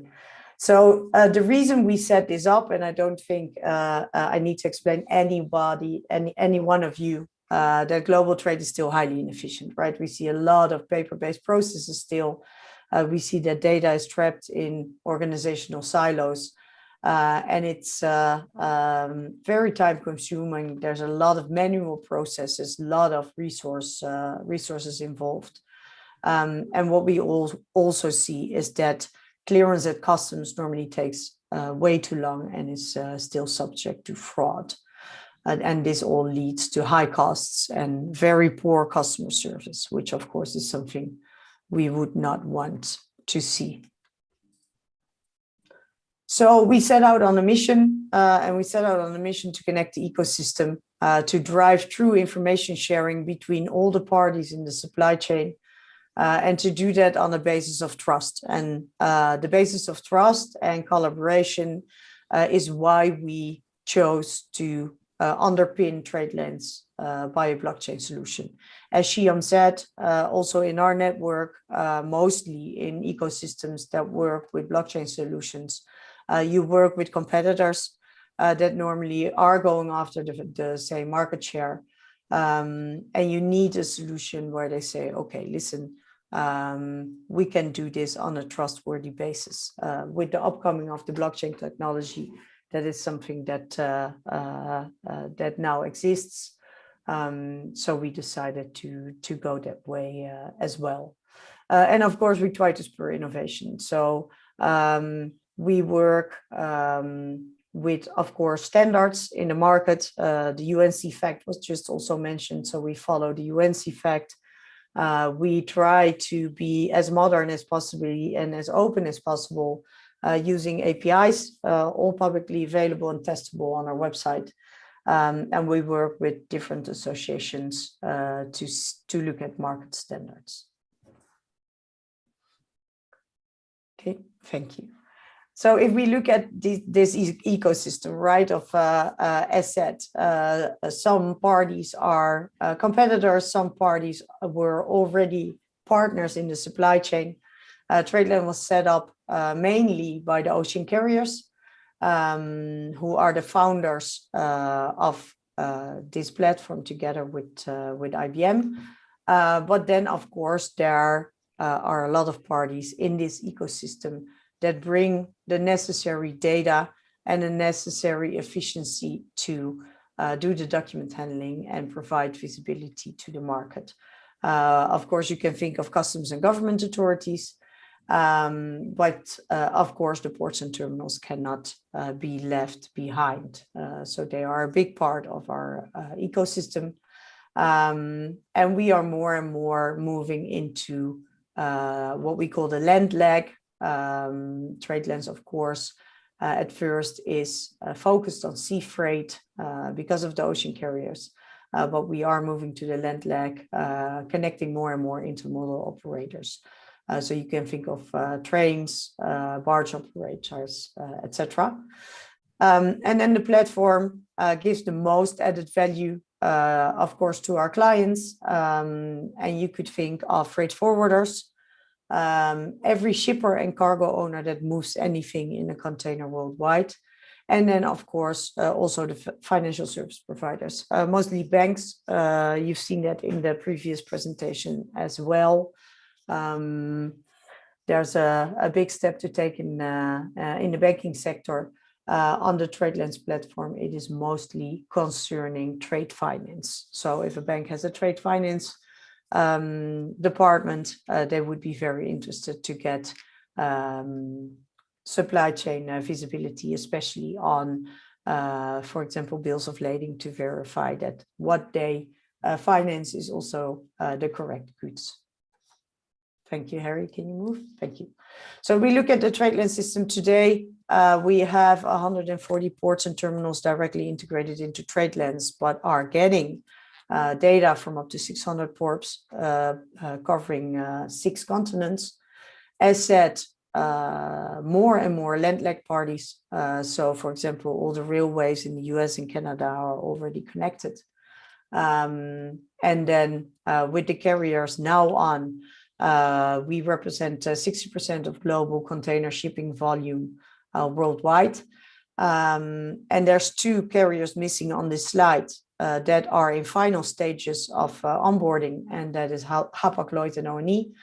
So once they are on, we will be looking at 75% of global container shipping volume, which is a huge amount of data and visibility, which means for some clients, we can even give them between 90 and 100% of visibility on the goods they're moving. I think mostly also for the region, you are all in for South Africa because MSC may have a large part, and Maersk, of course, have a large part of the shipping industry or the shipments going into South Africa and going out of South Africa.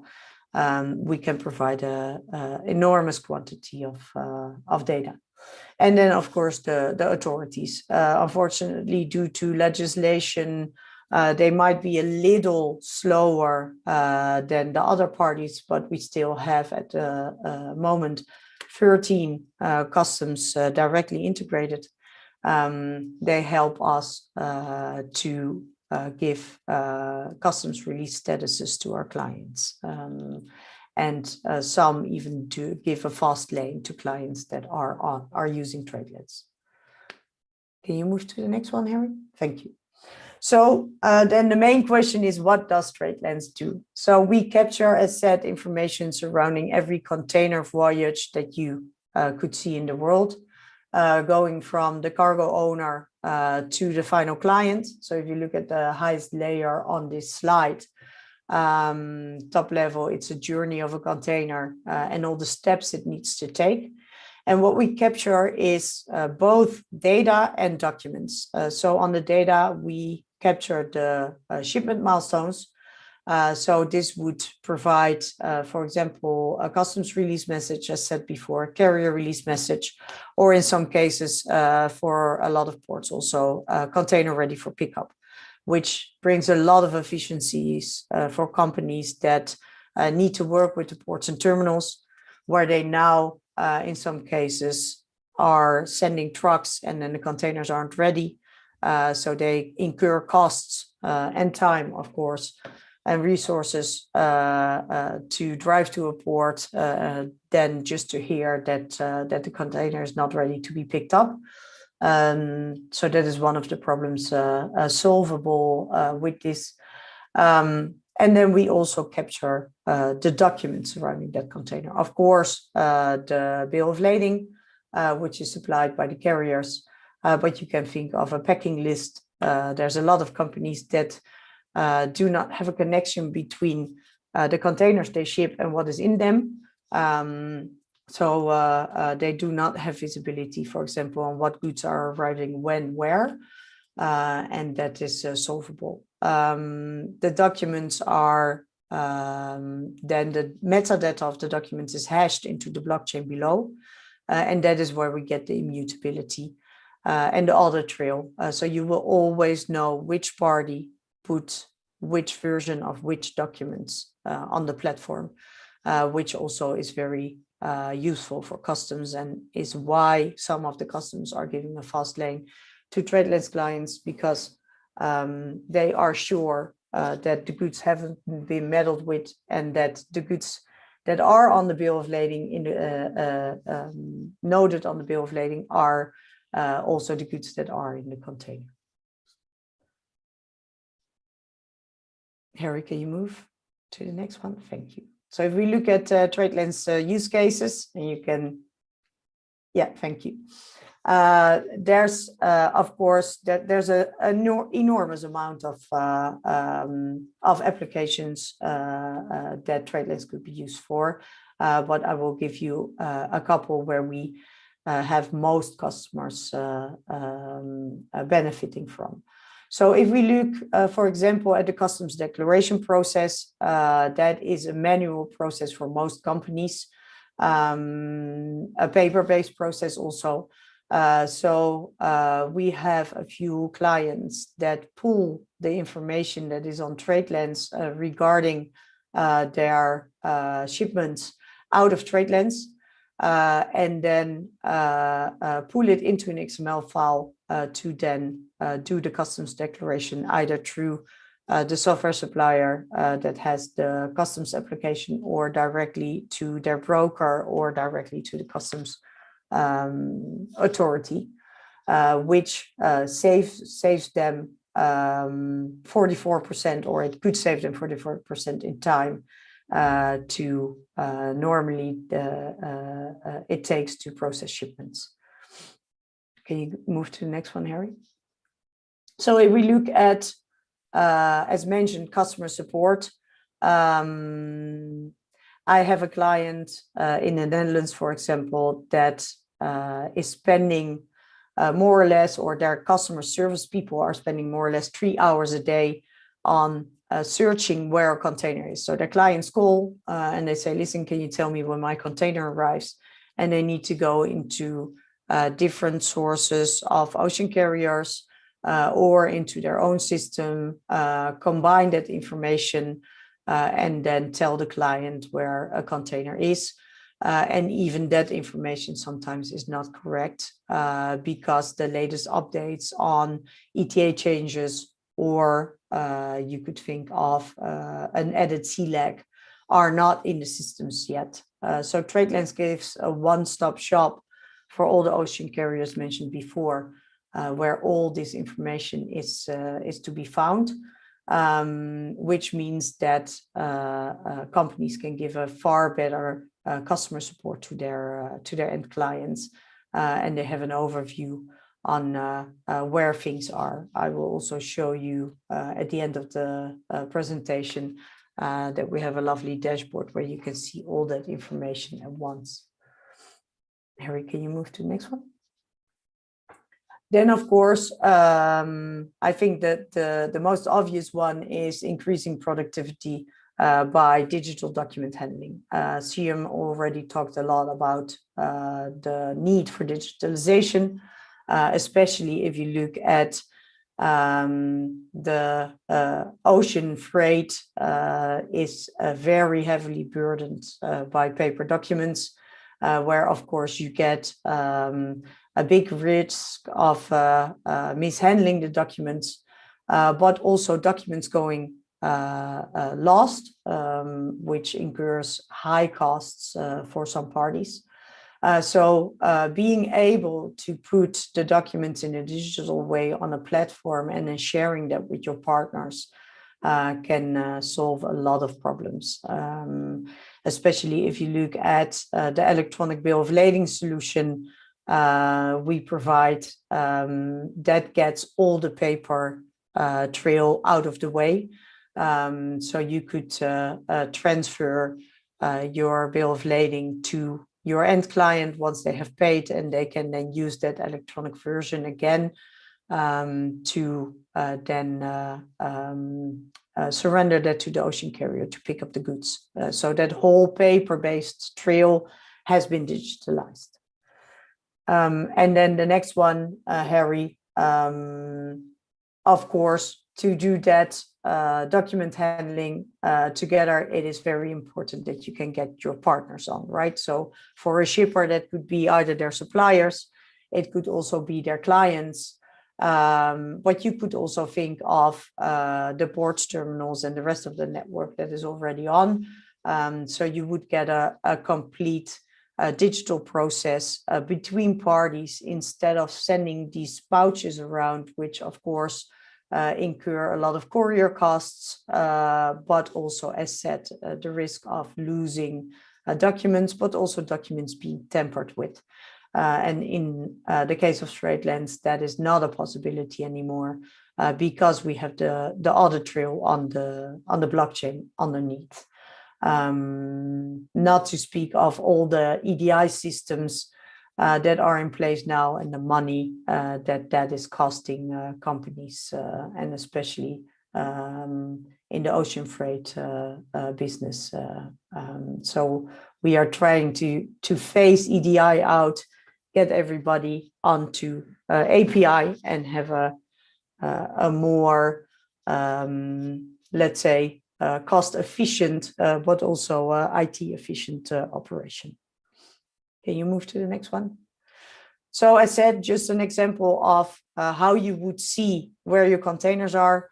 So this is very useful for a lot of clients that have no clue at the moment where their goods are, especially you can imagine with the Suez Canal a few months ago that people were in panic because they didn't know where the ocean carrier ships were, or if they were turning around and taking the Cape route. So on a dashboard like this, you could see where your containers are worldwide on the map, but you could also drill down on all the ETA changes that would be there. Or, for example, your transshipments layovers in specific ports and terminals. So thank you so much for your attention. If there's questions, please let me know. I saw the chat go, Harry, so you might be able to tell me afterwards. You can find all needed information on TradeLens.com. And if you're interested to look at the IT side of things, so the APIs or the Swagger environment, that is all openly available at docs.tradelens.com. And what I wanted to say is that GTS in this case is our main partner in South Africa, helping us to help clients get more efficient in their supply chain handling. So very happy to work with Louise. Thank you so much.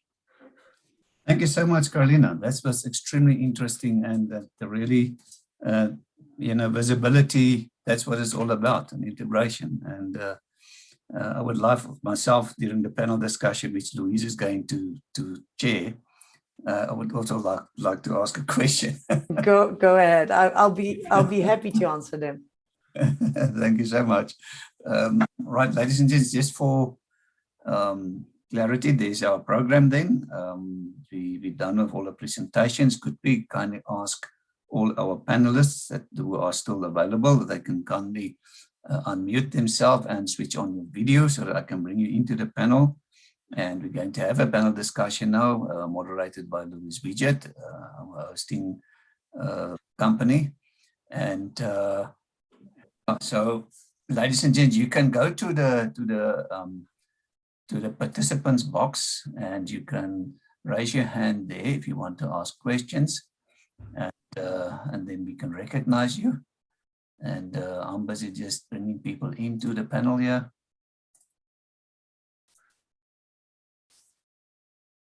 Let me see what else we have.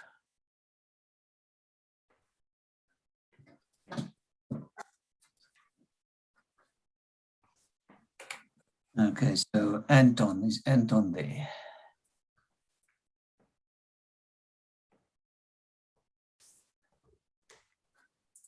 I'm here. We've got Anton. Sorry, I'm asking Dan. I don't know if Dan is still on the call. Maybe he left. Dan. You haven't lost me yet, Harry.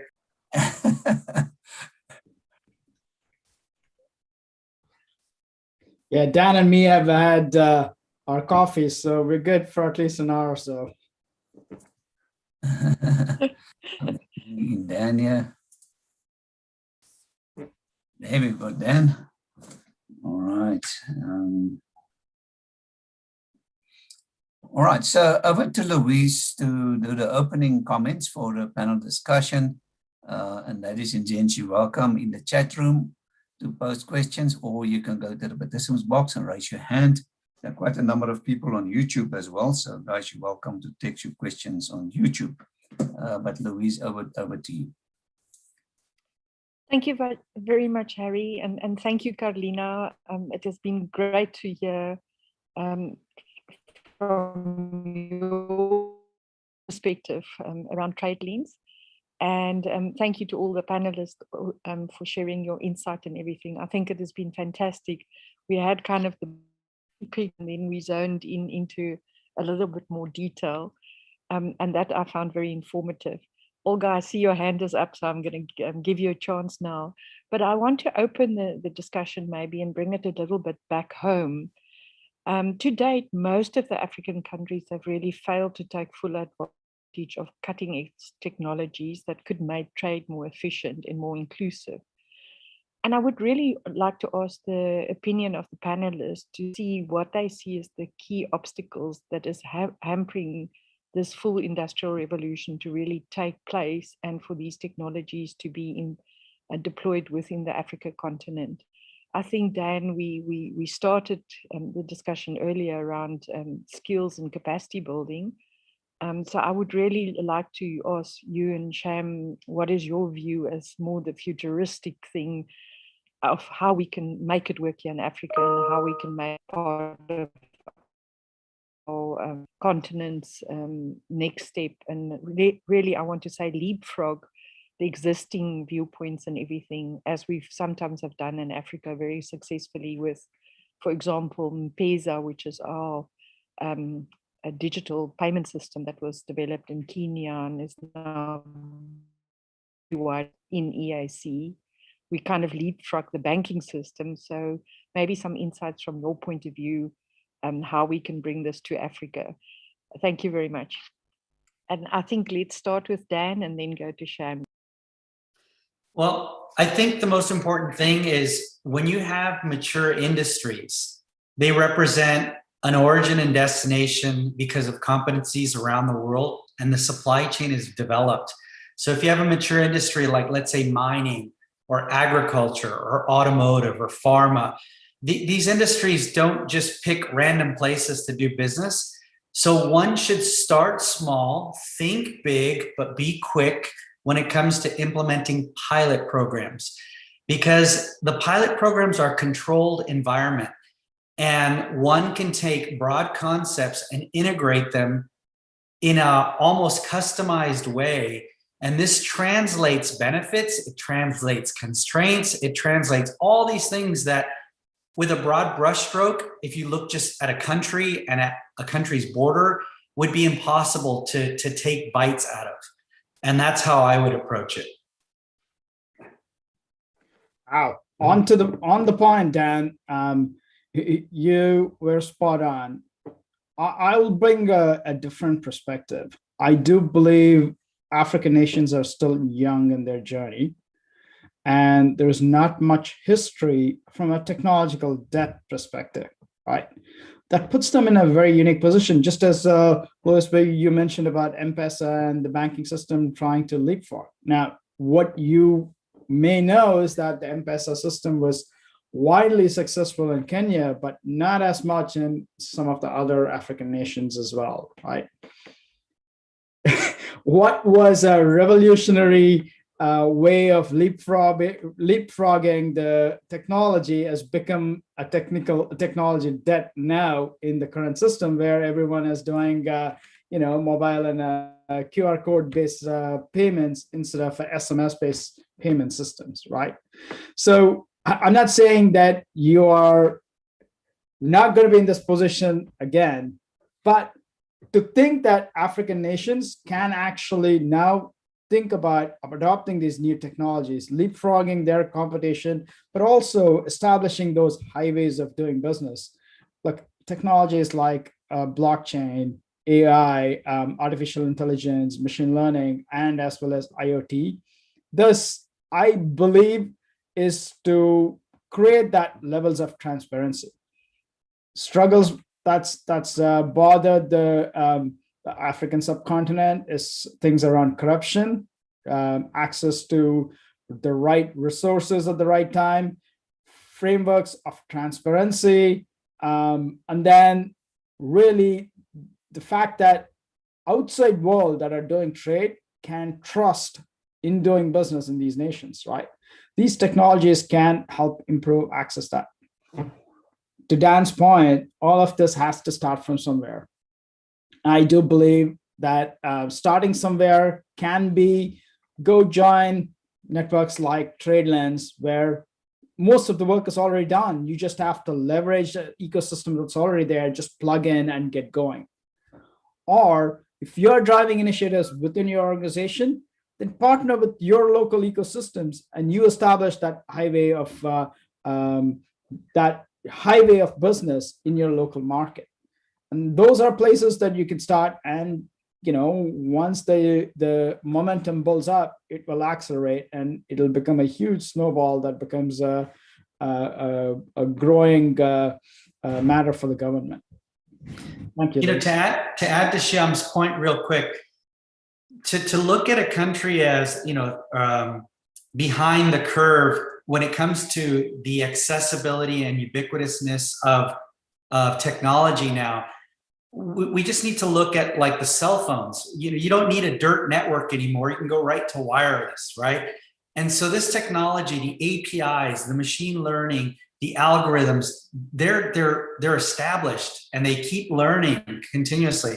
So Shyam's point about like that a country's behind the curve, I don't necessarily believe that anymore, and then the analogy I'll always stick with is this thing here, right? You don't need the dirt network anymore. You can go wireless. So.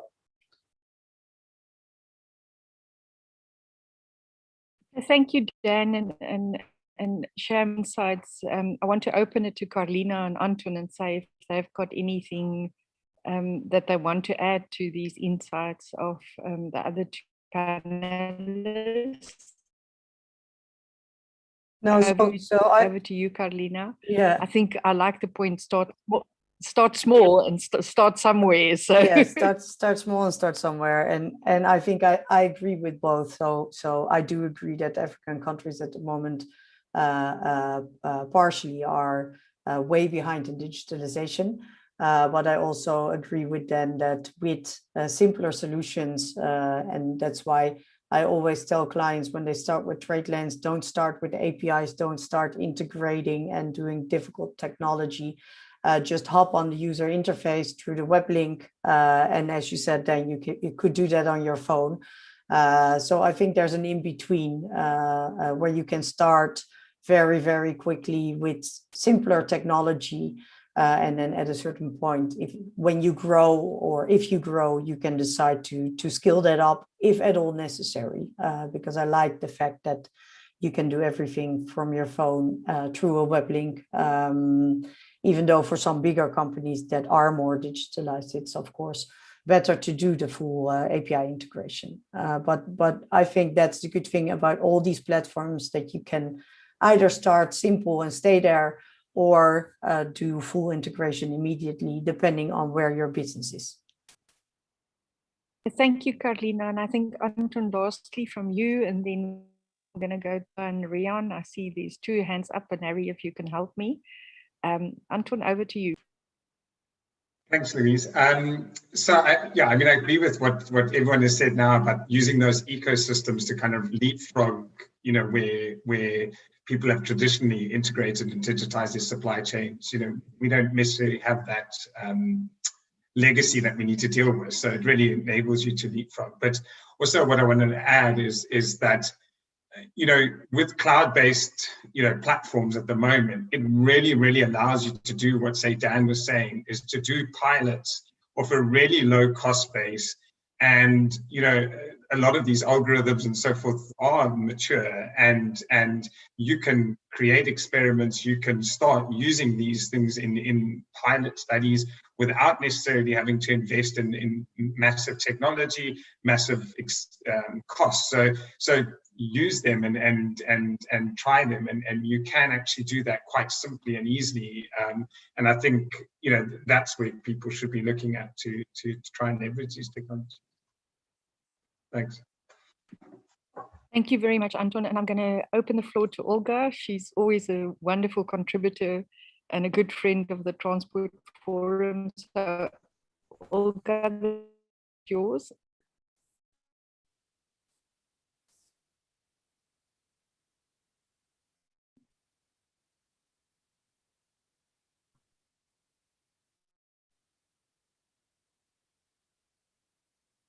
Olga, we can't hear you. I don't know, there's maybe something wrong with your microphone.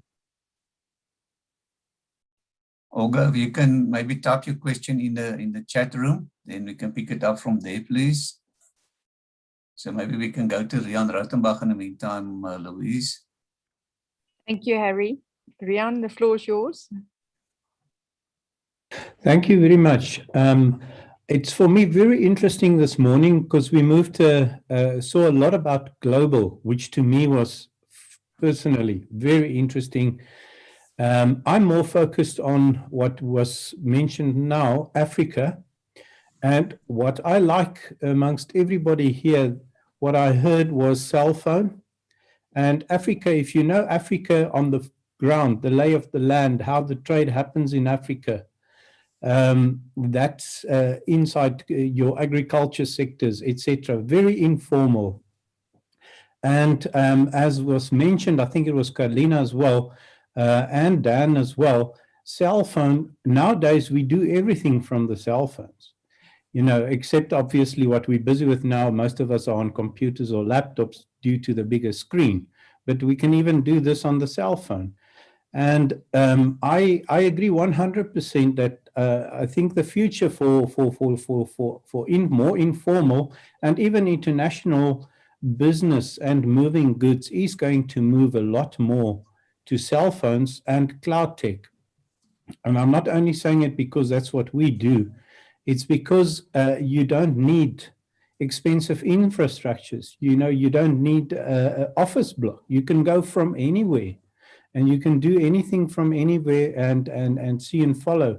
So I'm quite exciting about what we hear from all the people here in the discussion that has been many years in the industries and exposed, because I can hear that everyone knows what they're talking about. So thank you very much. It's very informative. I enjoy it a lot. Thank you. To add to your point there, the devices that we're going to use, for example, the cell phone, to manage only by exception. We're only going to need to intervene with a decision to be made by exception. We're not going to have to be monitoring reports and managing data.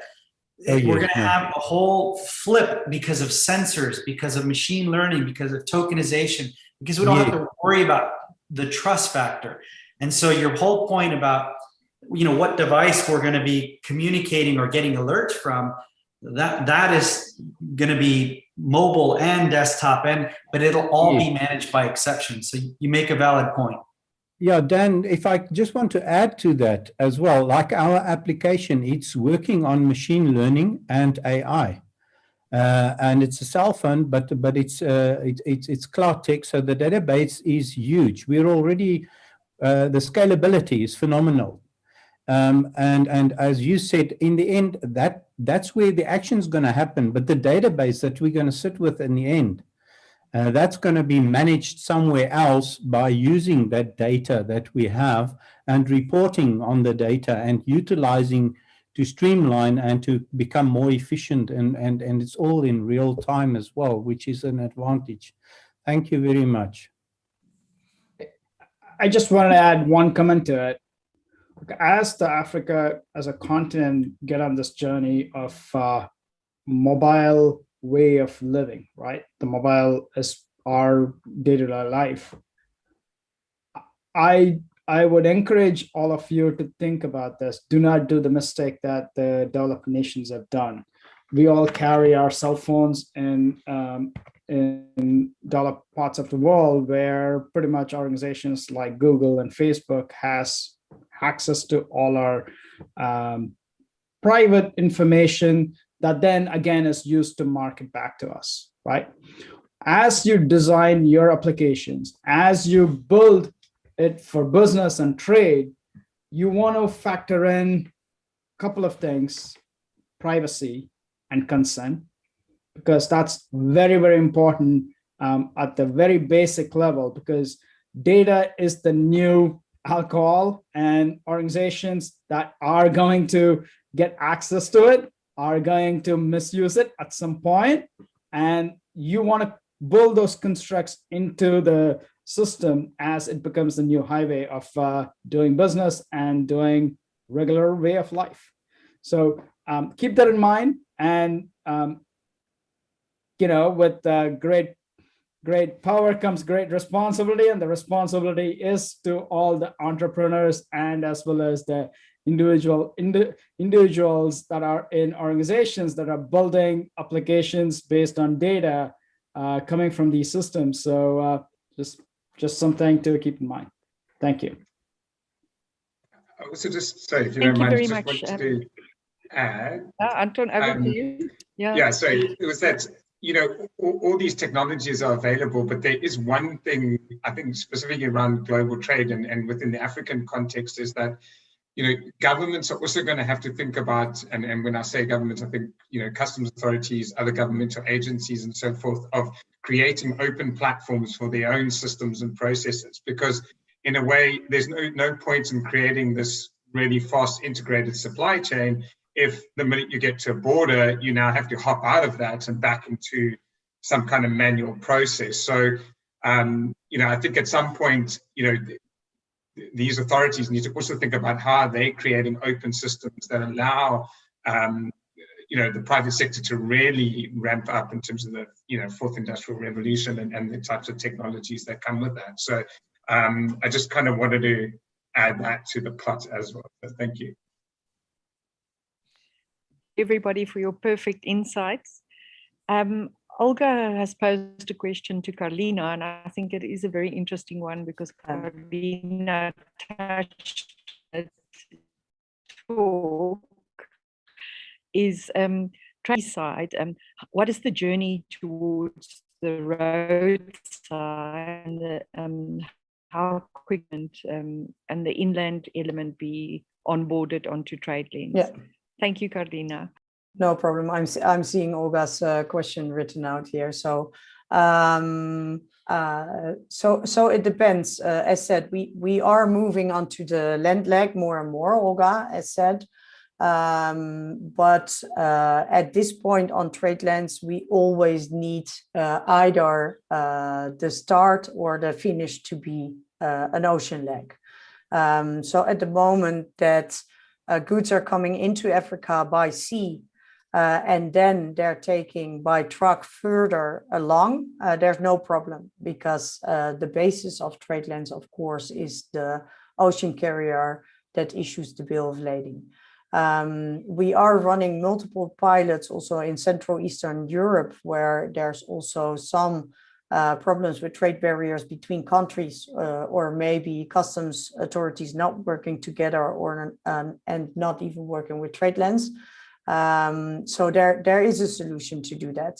So we're running pilots to see if we can follow all the goods once they get off the vessel on a truck, crossing different borders, because there's, as said, trade barriers or inland routes. Doing that, tracking the seal number, making sure that the customs indicate that the seal is still closed, etc. And in that way, following and also auditing the whole truck part, or the land leg, as we call it. So it is definitely a solution we could look at from a trade lanes perspective. I hope that that answers your questions, Olga. Thank you, Carlina. We got a question, and I'm going to frame it slightly differently because I want to challenge the panel. The South African wine industry is actually quite a sophisticated and well-developed industry in South Africa, and obviously one of the favorites. We know that Carlina is a particular fan of the South African wine industry. We have coached her over time, but the South African wine industry has developed what we call a origin certification solution that is quite well entrenched and well used throughout the industry. But neither one of these solutions are actually open platforms, and neither are they blockchain platforms. So if I can maybe ask Sham, particularly around the transition from the traditional closed environment to a more open blockchain environment, and maybe Carlina and Dan can also share some inputs and comments on that. Is it an easy journey, Dan, from your side as well? Or Sham, I'm going to put you on the spot to start. All right. Thank you, Louisa, for asking that question. look, I'm a big believer in not retooling systems just because technology has changed, right? So if the system is accomplishing what it is designed for and is delivering business value to its contingents, that's great. We are going to live in a world of hybrid and multiple technologies interconnected, interworking with each other. So I would suggest almost anyone in this journey, including the system as a certificate of origin and the systems, is to start out with interconnectedness into systems like TradeLens, where they can supply their certificate origin into that ecosystem.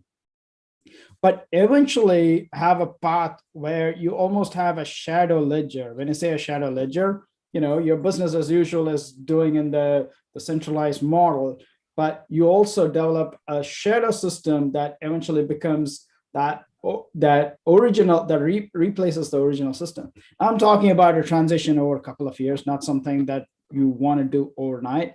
And this allows you to phase out the old way of working, a centralized way of working, into a more decentralized and a distributed way of working. And that gets you the advantage of the new technology, but also is not a big behavioral change in adopting the new technology in the world. So in this environment, especially wine, because there's a lot of counterfeit wine, what we're going to see is non-fungible tags. And we're going to see what you talked about earlier, Shaiman. You talked about almost like the tokenization and the provenance.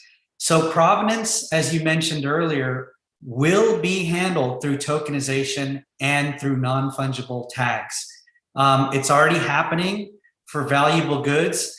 And wine being 319.2 million liters of wine exported in 2020 from South Africa. And I think the value increased by about 7.7%. I don't see any end in sight for that as a very important export for South Africa.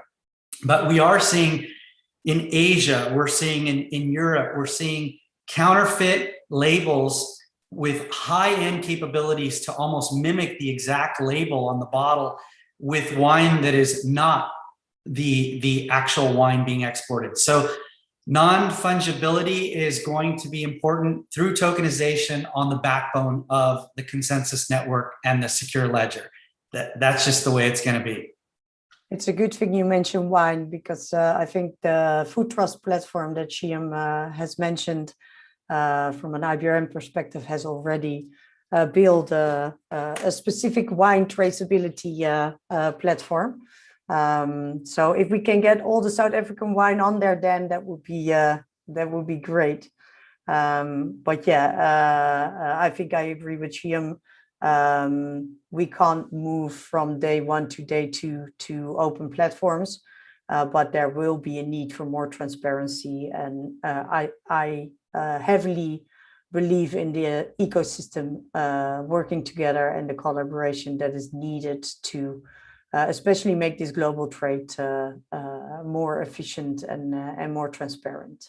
There's a lot of problems at the moment still, not only with fraud and counterfeit, but also just daily efficiency problems that I think we need to move there. And hopefully, Shiem, it won't take 5 years. Hopefully, we will be able to do that. 2022 seems a good year to to finish. No, thank you. Thank you very much, panelists. And I think it was good to frame the question slightly differently, because it also answered how do you go from the standard technology onto the blockchain, more futuristic technology. I want to take the opportunity. We have got some other questions, which I will ask the speakers to respond to afterwards, just in the interest of time. I just want to ask all the speakers maybe to give us their final takeout on what is the 2 most important things that we need to take with us out of this conversation and maybe use as the starting point to start our small pilot projects, particularly on the African continent. If you can point us maybe in a direction. And then once the speakers have each answered the question, we want to give Hawaii the chance to do their lucky draw. So you have to have your fingers ready, because I think it's a question and answer thing.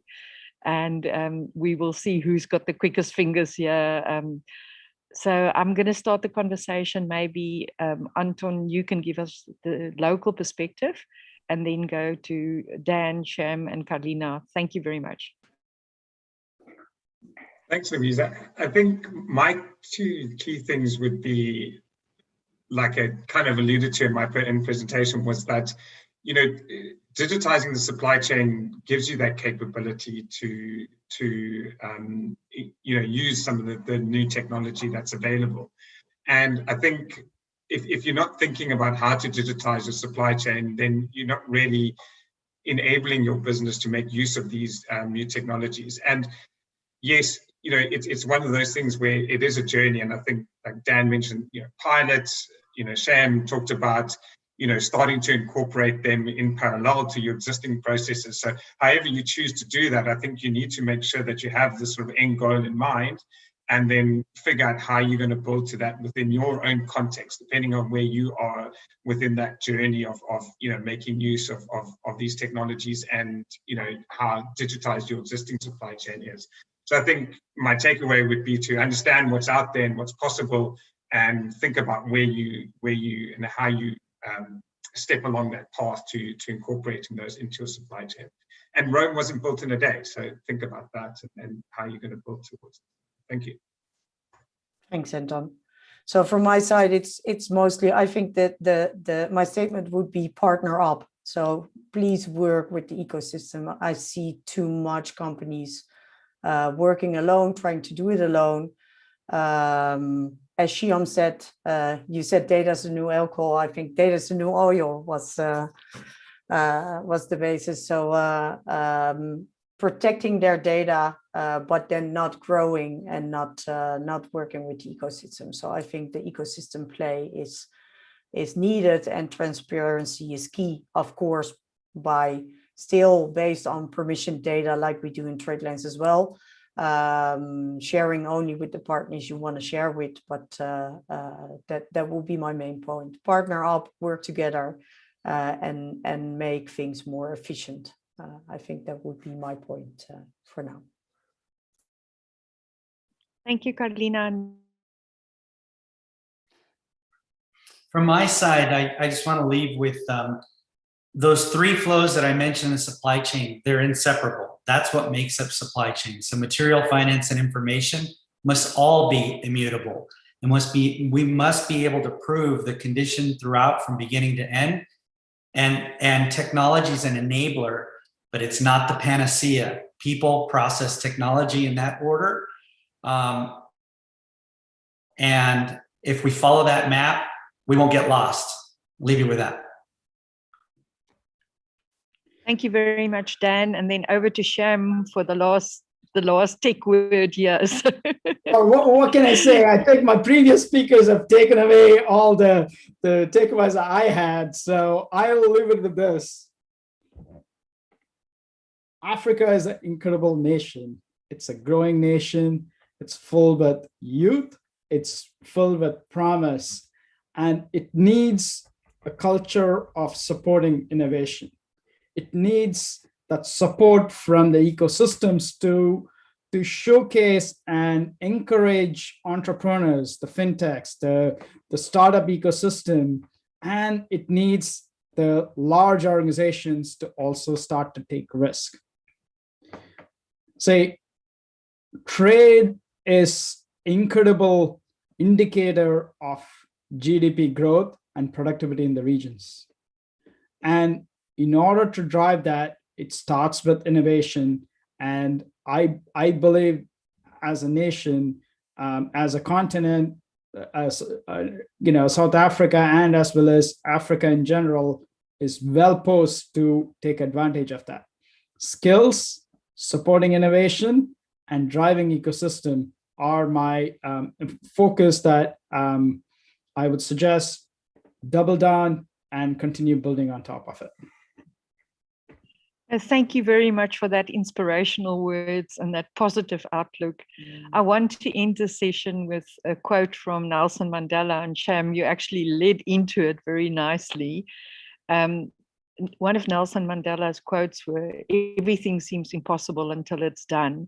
And I think that is really the way we should look at things and this technology transition in the trade environment. It is scary, but it is not impossible, and we can actually achieve it. So on this note, I just want to thank all the panelists for their contribution, all the participants for their participation. And Harry, I'm going to hand over to you that we can complete the lucky draw, because I think everybody stayed on for the lucky draw. So over to you for the close. And again, thank you for being up so early. Carlina from Netherlands, we're actually across the globe today. We're doing Cape Town, USA and Europe today. And then obviously we have a lot of participants and YouTube channel watchers. So thank you, Harry. Over to you. Thank you, Louise. Yes, Huawei asked me to take care of the competition. Let's call it a competition. Unfortunately, there's only valid for the South African people. So how it works is that I'm going to ask a question, and the first 3 people that answer the question correct in the chat room, they can, each one of the 3 can win then a Bluetooth speaker from Huawei. Huawei will contact them and they will courier the devices to them. All right. So the first and only question then, here comes.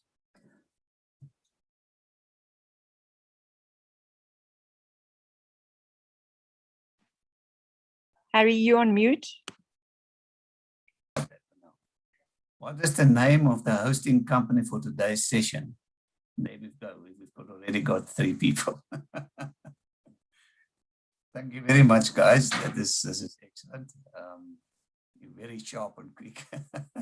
So Huawei will contact you. Yvonne from Huawei will contact you guys and make sure that the price reaches you. And Huawei will then also request from you that you send them your obviously address and so on, they can make sure it reaches you. Guys, yeah, thank you very much. This is an excellent session. I think I've learned extremely much, and I enjoyed the session thoroughly. So I was so listening and thinking what you guys were saying, was struggling to actually facilitate the session because I was listening too much.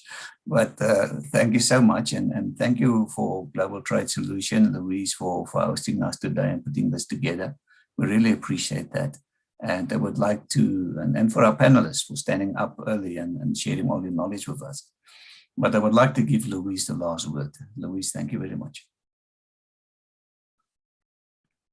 Thank you, Harry. I'm sorry, I'm putting my video off. My sound was a bit interrupted. But no, thank you for the Transport Forum for creating this opportunity. And as I said to all our speakers, unfortunately, once we've managed to line you up, you're not off the hook. We will be looking in the future. I think overall the response from the audience have been very positive, and there's definitely segments and elements out of the discussion today that we can explore in more detail in the future. So thank you very much, everybody. And Akudo actually going to finish the workshop on time. So thank you very much and have a wonderful day. It has been a pleasure to be part of this forum. Thank you. Thank you, Louise. You guys, take care. Thanks for the opportunity. Bye. Thanks everyone. Thanks everyone. Bye.